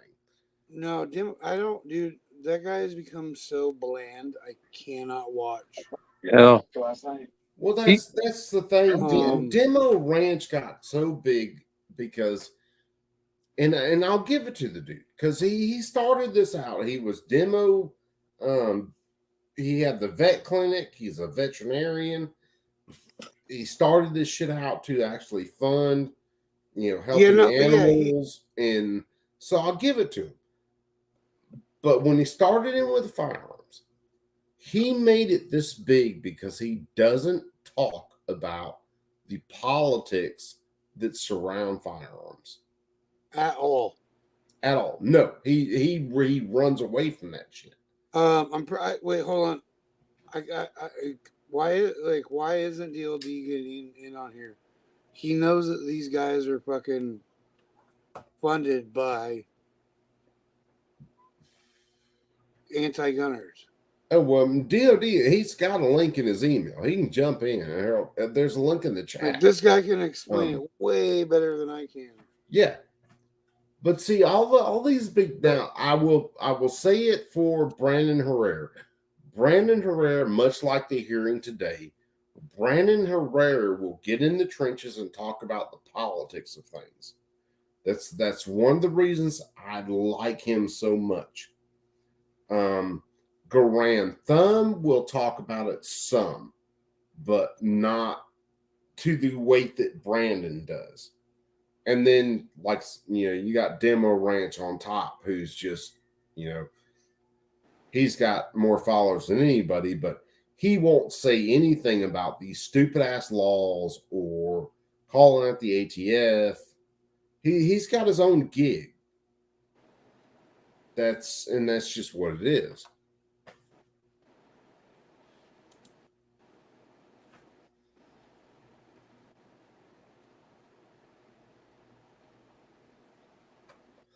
And yeah, Dark, you're right there. Yeah, if you get a group like Leviathan behind you, yeah, million subs, stuff like that. That's the reason everything I do, like tonight, we broadcast this on YouTube, Rumble, and I couldn't do it on Twitter because I'm banned on Twitter. So I went back and I broadcasted on YouTube. So it went out on 3 different platforms at the same time.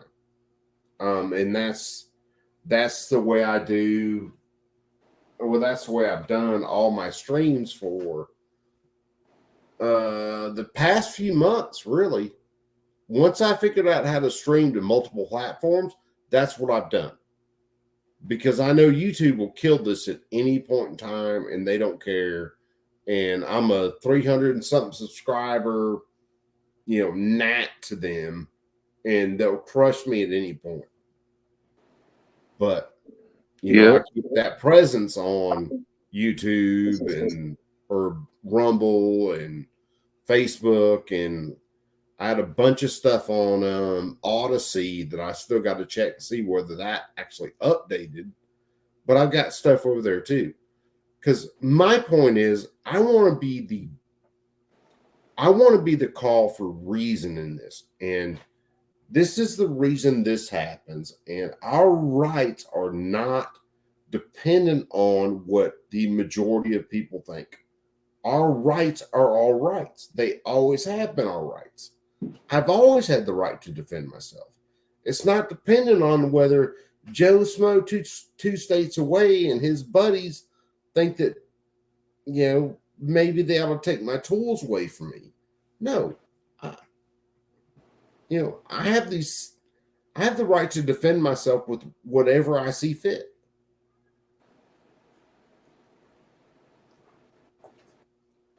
Yep. Polite Society podcast, which I was on there the other night, and I posted in chat tonight, because Paul was cool enough to invite me on. That's Second Amendment Foundation. They spend tons of money fighting all of these damn lawsuits that come against our rights. And I mean, they spend millions of dollars. And, I got a chance to be on the show with Tony Simon, Scott, Paul, a couple of other guys the other night. And that was an absolute hoot to be on the show with him. But the Second Amendment Foundation, Gun Owners of America, who I should still be an active member of, and a couple other groups do some serious work to defend our natural rights.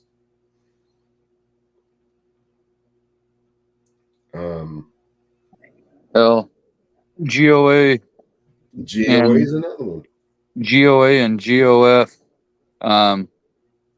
both, they're the same group, but yeah, they both bailed on our lawsuit in Harney County on ballot measure 114. Did they bail, or did they get kicked out for lack of standing? Nope, they bailed. They filed a motion. Bail? They filed a motion to be removed from the case. All right, that's a little different, because sometimes, and trust me, because I watch enough or listen to enough court findings and shit like that, oral arguments.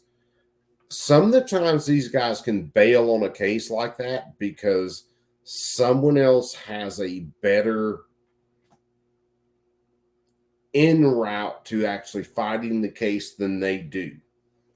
And when they come around in the Second Amendment Foundation, some of the other guys, well, the court's going to focus on them, and they are going to basically plead their case according to the bigger dogs, whereas the littler dog in the fight has the better case.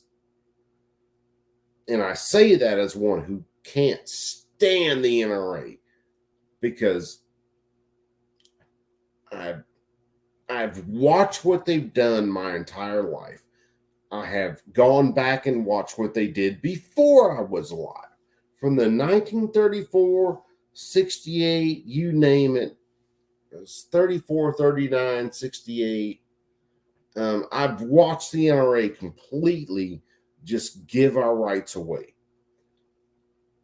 But I'm telling you, when someone like the Second Amendment Foundation steps away from the case, and I'm still holding back, I could be completely wrong. When they step away from the case, there's a reason that they do. When the NRA, with their track record, steps away from the case, the NRA is going to side with the government every time. Show me a gun control law that the NRA hasn't agreed with.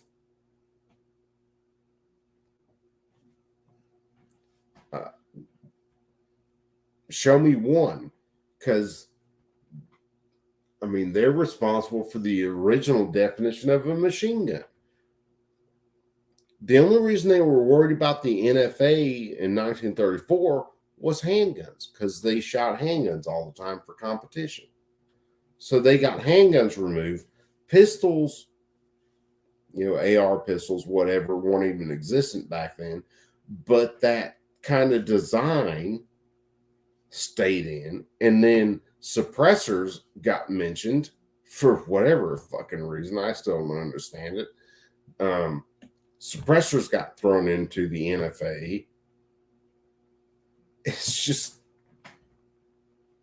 I can't. I still can't fit some of this stuff into that's my fault. I try to fit it into a rational train of thought. When the only thing that really matters is it is all about control. Every bit of it is all control.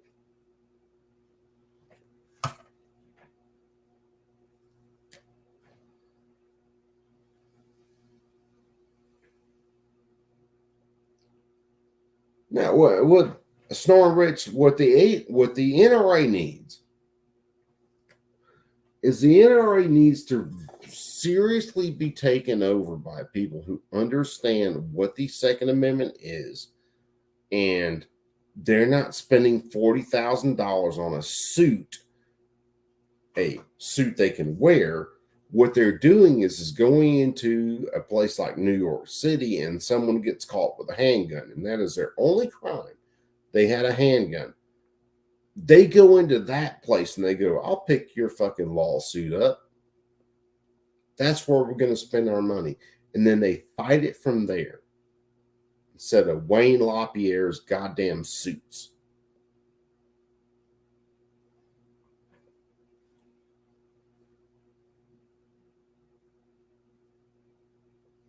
Yeah, the Miller case, if you're talking about the original challenge to the NFA. No, he's talking about the brewery. Oh, well, yeah. I saying see that- Miller, I think about the original challenge to the NFA every time. It just pisses me off that bad.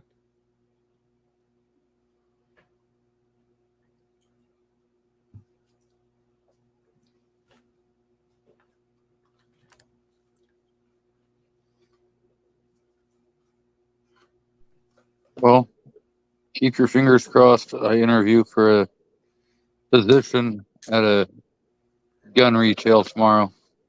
Oh, hell yeah, brother. Hopefully you get it. It's going to be, I really and truly hope to start my FFL and everything and really start CNC designs by next year. And then about 2 years after, actually get rolling with the company. I've got kind of a little bit of a game plan, but it's not set in stone.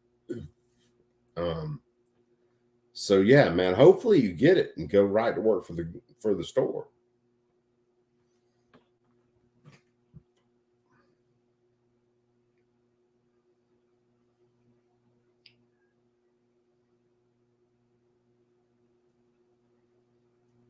Mike and Clune don't care right now. It's cold beer time. Yeah, pretty much. But some of this just goes to illustrate just how far we have come to this politically woke side of things, to where a gun company can get sued over their advertising for you get your man card back. But the beer company is on the side of transmissions, and I just, man, I don't.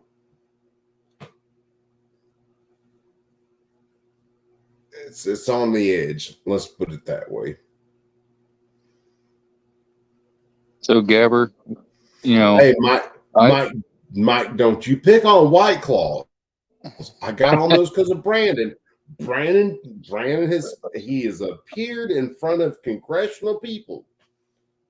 Go ahead, G2. I actually drink Del Sol. I think it tastes way better than Modelo or Corona, and it's way more of a traditional Mexican beer. Dude, I will drink Corona. I like Dos Equis better. If I'm really getting into a beer, it is always going to be a German beer. It is always going to be a Pilsner. It is always going to be as close to draft as I can get it. Noble Pills from Sam Adams was about the closest I could get to a traditional German Pilsner. Because that's what I cut my teeth on.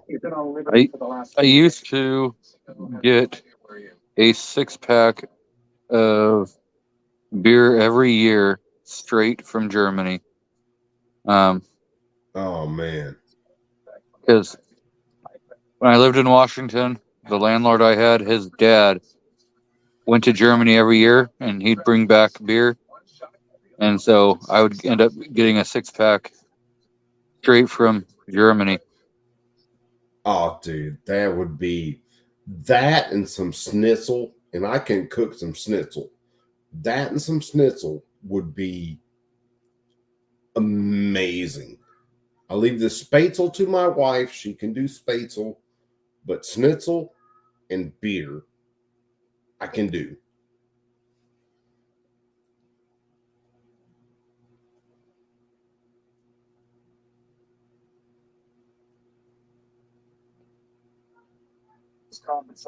Like Gabber said, I haven't had any alcohol in, I don't know, 8 months or so. 3 seconds.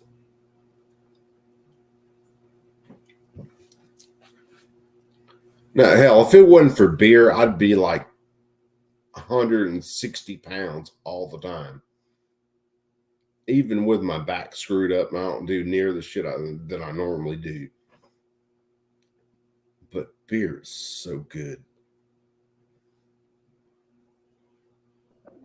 Yeah, well. Yeah, Gabber, you got it right. The monks in Germany were some of the original ones to brew beer. What people don't realize is Germany used to be wine country.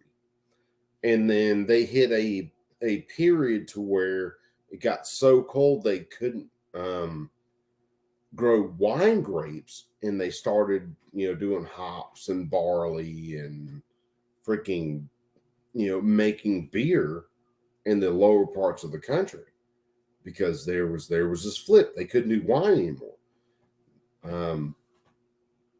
There was a big change there. That's why you always think of wine, you think of France, and but Germany used to be wine country. They didn't go to beer until they just couldn't grow the grapes anymore.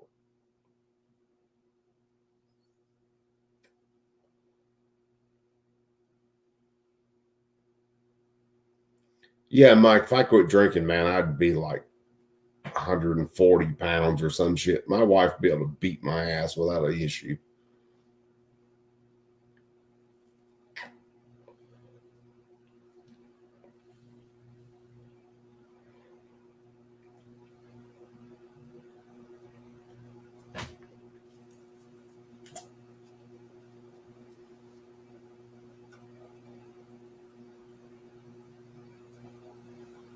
Yeah, Gabber they were. Or DLD. Yeah. I was looking at Gabbers and reading DLD, and I like superimposed the names. But yeah, Germany was the biggest country in Europe for a long time. Let's face it, they just marched in and took everything over.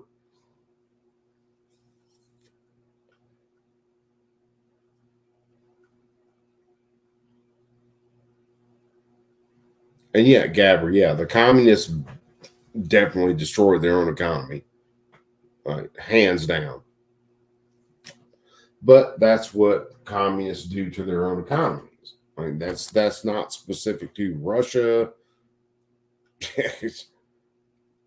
When you think you can, especially when you go to a fiat currency like ours, to where when I put $1 down on the table, really only 70 cents of that dollar goes towards my labor and towards the product that I'm buying, and it's less than that now. Because it's not based on any standard like gold. Gold was always based on a standard. That paper money, that fiat currency, isn't really based on that. And we're getting to the point, the first time in my life, we're getting to the point where we see countries getting away from the American dollar as the standard currency. To me, 46 years old, that is terrifying, because it means the American dollar doesn't go as far. It means the American dollar doesn't have as much power. It means when we cut a country off until we're not paying you, whatever you want for this product or that product, that means another country can come in, China, Russia, and say, we'll pay you this for this product, and they're completely fine with it. That's a big change. So that's Coop's rant on fiat currency. And we've seen it many, many times in the past, to where the American dollar was worth, what was it, when we were in Germany, last time we were over there, and I was in my teens, the American dollar was worth it was still the German mark. The American dollar is worth 1 mark 25 or 1 mark 50. There was a huge difference in between the exchange rate. So I could go to a Penny Mart or whoever, and I could give them $3 and some change, and they would give me almost $8 worth of German marks. Then I could go buy cigarettes, buy beer. I could do whatever I wanted, because Germans didn't care.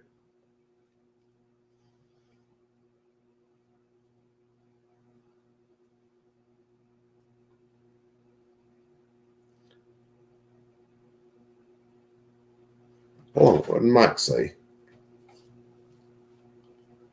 I've been running my smoker.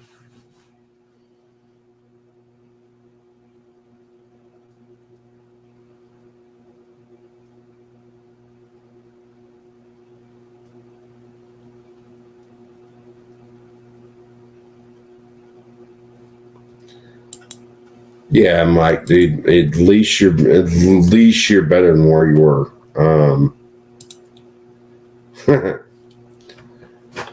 I can't always say that,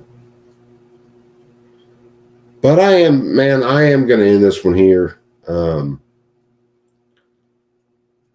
wanted to show this hearing off tonight I didn't realize it happened until, like I said, after it was done, and I was at work, so I had to wait to get off and kids and all that stuff. But I wanted people to see this field hearing, and they're going to get trashed about this. They're going to call Marjorie Taylor Greene all the names they can call her. They'll call Gates all the stuff they can call him, and it'll be a giant cluster. And people will forget about the people that testified in front of them, where you have FFLs talking about the amount of pressure ATF is putting on them for simple paper violations, FFLs that have lost their businesses after 45 years over very simple, paper violations.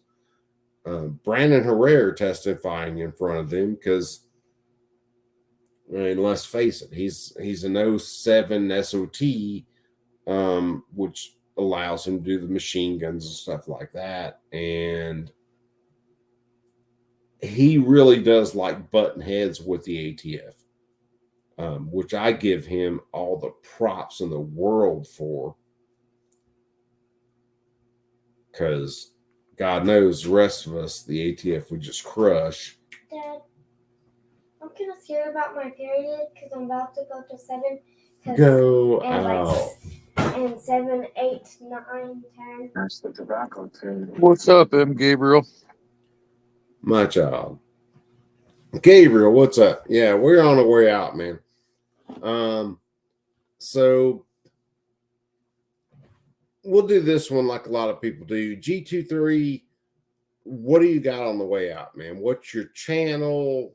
Advertise yourself. Let everybody know where you're at. Yeah, thanks again for the invite. G23, I got some videos still coming out from when Taco and I were hanging out at the range. Videos. So that was an awesome day when we were at the range.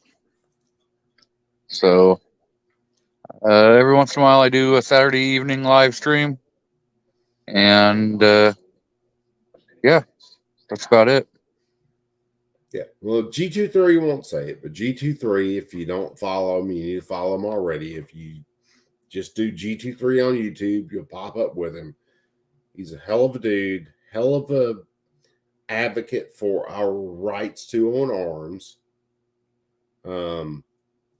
Doesn't mind speaking his mind. He's right on top of it. Taco, wake up.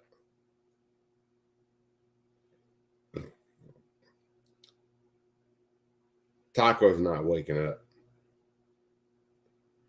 Taco's another cat that's in the chats with, whether it's G23, whether it's me sometimes, whether it's Dark. Taco's another guy who doesn't mind speaking the truth. He will definitely defend everybody's right to own arms. And he's another cat that just believes in freedom. As long as what I do doesn't wrongfully deprive you of life, liberty, or property, well, then the government shouldn't even be involved in that whole situation. Am I right, Taco?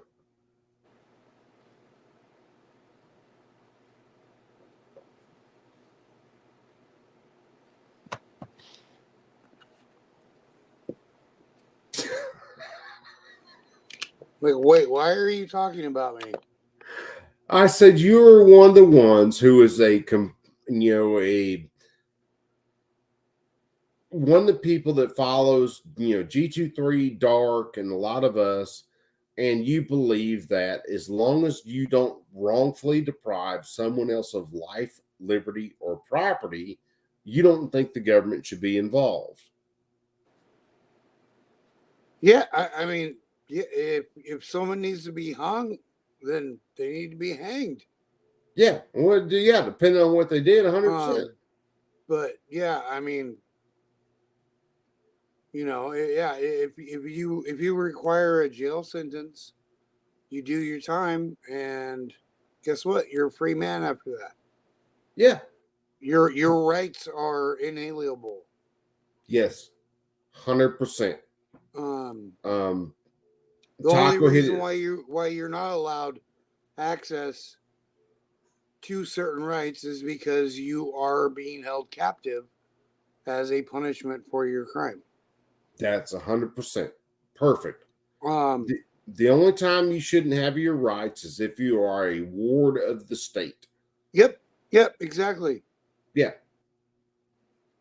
And if you're deemed, if you're deemed to be fit to be put back into society, guess what? All of your rights are restored because, as a human, those are inalienable rights. Yes. 100%. 100%. I mean, it's simple. It's like simple as.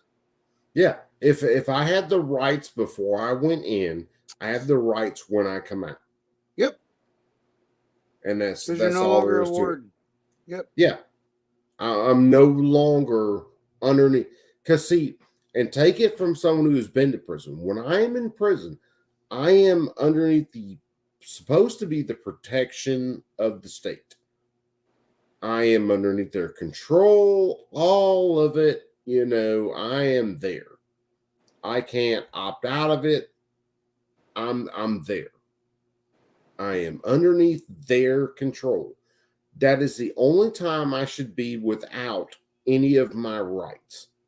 The minute my feet hit the freaking concrete outside of that jail as a free person, all of my rights should have been restored. Period. So yes. The thing is though is right. It comes down to responsibility. So while you are incarcerated or a ward of the state, it is their responsibility to protect you. Yes. And 100%. once you leave that facility, all of that responsibility gets put back onto you, which that's what makes it inherent that you have the right, because all responsibility is put back onto you. That is it. And I know I say 100% a lot sometimes with guys who are like you, who put things 100%, I mean, right on the head. You nail it. That's what it is. When I am responsible for my own actions, my own safety, all of my rights belong to me. When those actions or my safety belongs to the state, well, then the state gets to decide what I can or cannot do. Outside of that, that's me as an individual. Well, and that's kind of where we see the failure, where they're like, okay, we can put up signs that say this is a gun-free zone, and it ultimately becomes a soft target with a fucking label on it. Pardon my French, but and they still fail to see. Well, no, you have lacked the responsibility that comes with making this a gun-free zone. You have to fill it with guns to protect those that are no longer able to, per your dictates. Well, tell me a shooter, a mass shooter. So someone who went into, and I wasn't going to get into this, but tell me a shooter. I'm going to turn the camera who off. So went in there. Yeah, go ahead. So tell me a shooter who went in there to kill innocent people and rack up a body count. Tell me one of them who has ever just stopped in the middle of it and went, oh, I'm just done. It was always a case where someone else put more fire at them than they could take, and then they either killed themselves or they gave up.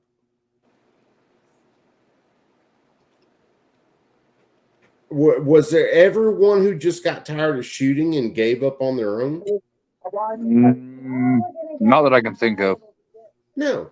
As long as there were available targets and they had ammunition, they were shooting, right?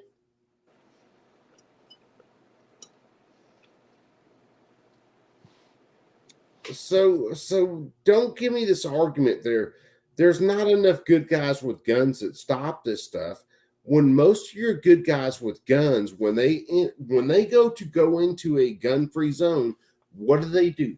They take their gun off and they leave their gun like in a vehicle, or they don't even bring it with them, and then they go into that gun-free zone defenseless. So you set up a basically a funnel with unarmed victims. You let them get shot, and then you say, wait a second, not enough people are using guns to defend themselves in these areas, when you set the parameters that they can't defend themselves in the first place. So DLD brings up the guy in Colorado at the movie theater, and I do believe the only reason why he stopped was because another person in the theater pulled a gun, and then he's like, "Whoa, shit!" Yeah, he caught fire headed back at him. I don't think the guy fired back at him. I think it was just he saw the firearm and was like, "Ooh, I'm screwed." Yeah. Well, I mean, fired back at him, saw the gun, you name it. I mean, you look at the what was that drill they were doing a little while back where the guy walked into the food court, had his gun on him, and then stopped the shooter at like 40 yards or some shit. Everybody was doing that drill for like 3 weeks. But he kept his gun on him and went into the mall. And when the mall shooter went out there to go kill people, he engaged him. And whether it took 8 shots, 9 shots, I don't give a fuck whether it took 30 shots. He put the shooter down before the shooter could go in there and kill more people. Yep, and that's why you've got to know it, your state laws. You know, Well, yeah, that's it. Like here in Oregon, those 3006, 3007, 3008 signs don't carry the weight of law. So just because a business has a no gun sign on their building doesn't mean crap. Yeah. Now, if somebody notices that you have a firearm, they can ask you to leave, and if you refuse to leave at that point, it's trespassing. Yes, they So that's a trespass whole you. different ball game than Yes. the fact that the sign had there was a sign saying no gun. Yep. That's kind of the way it is in Alabama and Georgia. So like me and my wife, we went to roll up into one of the big malls over here by us in Georgia. She wanted to go look at some stuff. I was like, okay, we'll go look at it. When we pulled up, there were a bunch of cop cars out in front. Like three or four cop cars. Apparently they done had an incident. Apparently they got people. And my wife asked me, "You carrying?" I went, "Hell yeah, I'm carrying." And I just blew past the cops, went in the mall. Why? Because legally, the only thing they can do is say I reach for something and my shirt comes up and someone sees the gun. I reach for the top shelf. They see the gun, which I try to wear shirts that will still cover that. They see the gun, they report me, they can tell me to leave. Okay, I'll leave. No problems. I will walk on out your doors. I have no issues with it. Now, if I decide not to leave, like G23 said, they can trespass me. That's when the police get involved, and that's when handcuffs come out, and you end up with legal issues. But do I give it? Ultimately, at the start of this whole thing, that little gun-free zone sign on a door or a window, do I care about that? Not a goddamn bit. Because what are you going to do? You going to tell me to leave? Okay, I can leave your establishment. I'm not going to fight you over that.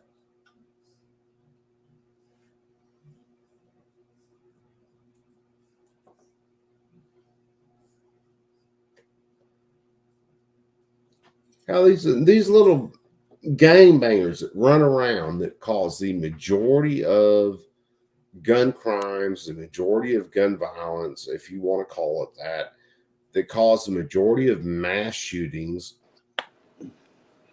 they're going to carry their gun wherever. They're going to pull that gun out with the Glock switch on it, hose down a whole group of people. They don't care until they are, in the system, and it takes them, 20 years to roll through that stuff. Then they'll care. But at the start of it, they don't give a damn. Why should I care about a gun-free zone sign? Well, here's the thing, Coop. They don't care because they're used to constantly losing everything and rebuilding. So it's really not a thing to them. They know where they can go get guns. Well, dude, when I stayed locked up for in a Georgia prison. I know, but it has nothing to do with being locked up. Well, you got to understand where I'm going with this. Okay, well, so I get where you're coming from, but you're not thinking like I'm saying. These new generation kids, they don't give a shit, man. No, they don't. I agree with you 100%. 100%. They do not give a fuck. Like, they're used to just lose it all, restart, it doesn't matter. Yeah. Dude, they're they're the video game generation. They just respawn. Yeah. And fucking keep going. Dude, Taco, they are not the first people to be like that. So I was in prison in Georgia from 23 on to about 24. I was in prison with guys who have been in prison every like 1 to 2 years. I mean, just a cycle. They'd spend a year out of prison. They'd spend a year in prison. They'd spend a year out of prison. Some of them, they'd spend a couple of months out of prison, maybe a couple of days, and then they'd roll right back into prison. It was like a fucking bicycle, and they just kept pedaling it. And they did not give a damn where they were at. Jail was just another thing. So when they got out of jail and they got a gun, guess what they did? They carried it around. They shot people with it. It was just another part of their life. And it's, you look at some people, man, they made big money for being out of prison for, say, 5-6 years. They made big money. But by the time you factored in the amount of time they spent in prison, they could have made the same money working at fucking McDonald's. Oh, as a manager, you mean? Oh, shit, they could have made the same money working as a line cook for the amount of money they spent for lawyers and then going to prison. They literally could have made more money being the fucker at the window asking if you want fries for that. Oh, I think maybe we're looking at things through a different lens, but yeah, they're not in it to. Yeah, they're not making that much money. They're just getting by. Well, so, I mean, some of them were. Some of them were making, a few thousand a month. I mean, making big money. But if you factor in the few thousand a month that they were making, and then you factor in spending 5-6 years in prison, all the lawyers' fees, all the other shit that goes with it, then they get out, then they spend 3 or 4 months on the street, they make a few more thousand, and then they roll right back into the system. I mean, they literally could have made more money being the fry cook at McDonald's. Oh, I think I see what you're saying. Yeah, you see where I'm going? Okay. So, forced labor. Yeah, well, some of it is forced labor. I mean, like you have to, yeah, right. You got to get a job while you're in prison anyway. And Why so not in make some it cases actual? you do. Yeah, and in some cases while you're locked up, especially I think more in the South than you will in the North, you were going to work some sort of job while you were in prison.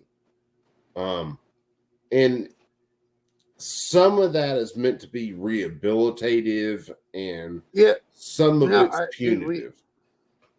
Here in Oregon, we just had a vote on getting rid of the term, I believe it was slavery, in regards to prisoners in state prisons in Oregon. Right, I think I G23? saw some of that. Yeah. And yeah, it was basically They, a Oregon Constitution revision, if I'm not mistaken.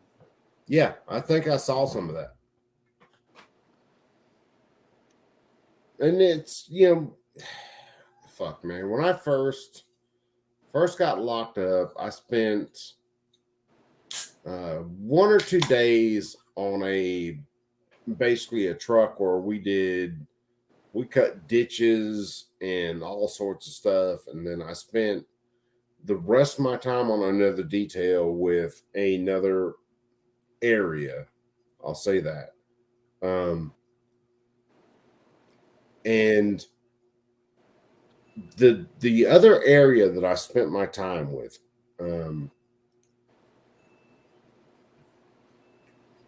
I worked it like I would work any other job. That was my way of getting through it. I knew I didn't have my freedom. I couldn't go out and go get a hamburger at lunch. But I worked it like that. I worked it like I would work any other job. That's the way that I dealt with things. And in some cases, if guys would deal with things that way, they would be in a lot better position when they get out.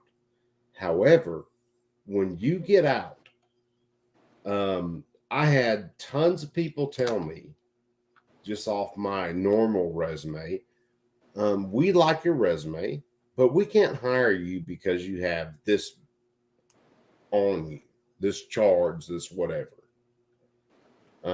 And I heard that through God knows how many employers before I called a friend of mine and was like, look, man, I don't ask for much, but I need a job.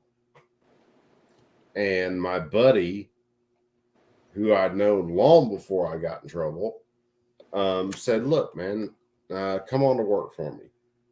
And I ended up working, and I ended up doing plumbing work for a while before other things happened. I wrecked my back again, all kinds of shit. But if I hadn't known, Yeah, it's that YouTube plumber guy. Used to work for that YouTube plumber guy. No, it was another guy that I personally worked for. I'm kidding. I'm kidding, Coop. Yeah. Well, he's been in my streams before. Mike's popped up in my streams before. He's down. I think he's moved the whole family down to Florida and stuff now. But he's a dude that I knew before all this shit happened, and I ended up going to work for him, and eventually things work out to where I got my own house, kids, and all that. If I hadn't had that, and I hadn't had a family that supported me, I would have been toast. Seriously, I would have been done. And you got a lot of people who go to these prisons, don't get the skills, and when they come out, they're just cycled right back into the system. For a gun, a lot of times for a gun charge or a drug charge or something like that, it shouldn't even be a charge, and they're right back in there. and they just Man, you committed your crimes in the wrong time in the wrong skin. well, part of it was some of that. Some of it was. Maybe I'll get into that more in depth one night, but part of it was some of that. No one accepted growing.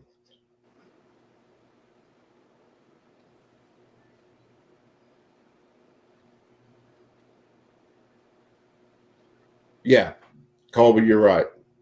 100%, man. So anyway, Well, Mike, have a good night with Rosie. We know it will be a long, rough night. Ah. Yeah. Yeah. Well, 07 McMike. Hopefully everybody's cool. Hopefully everybody's good tonight.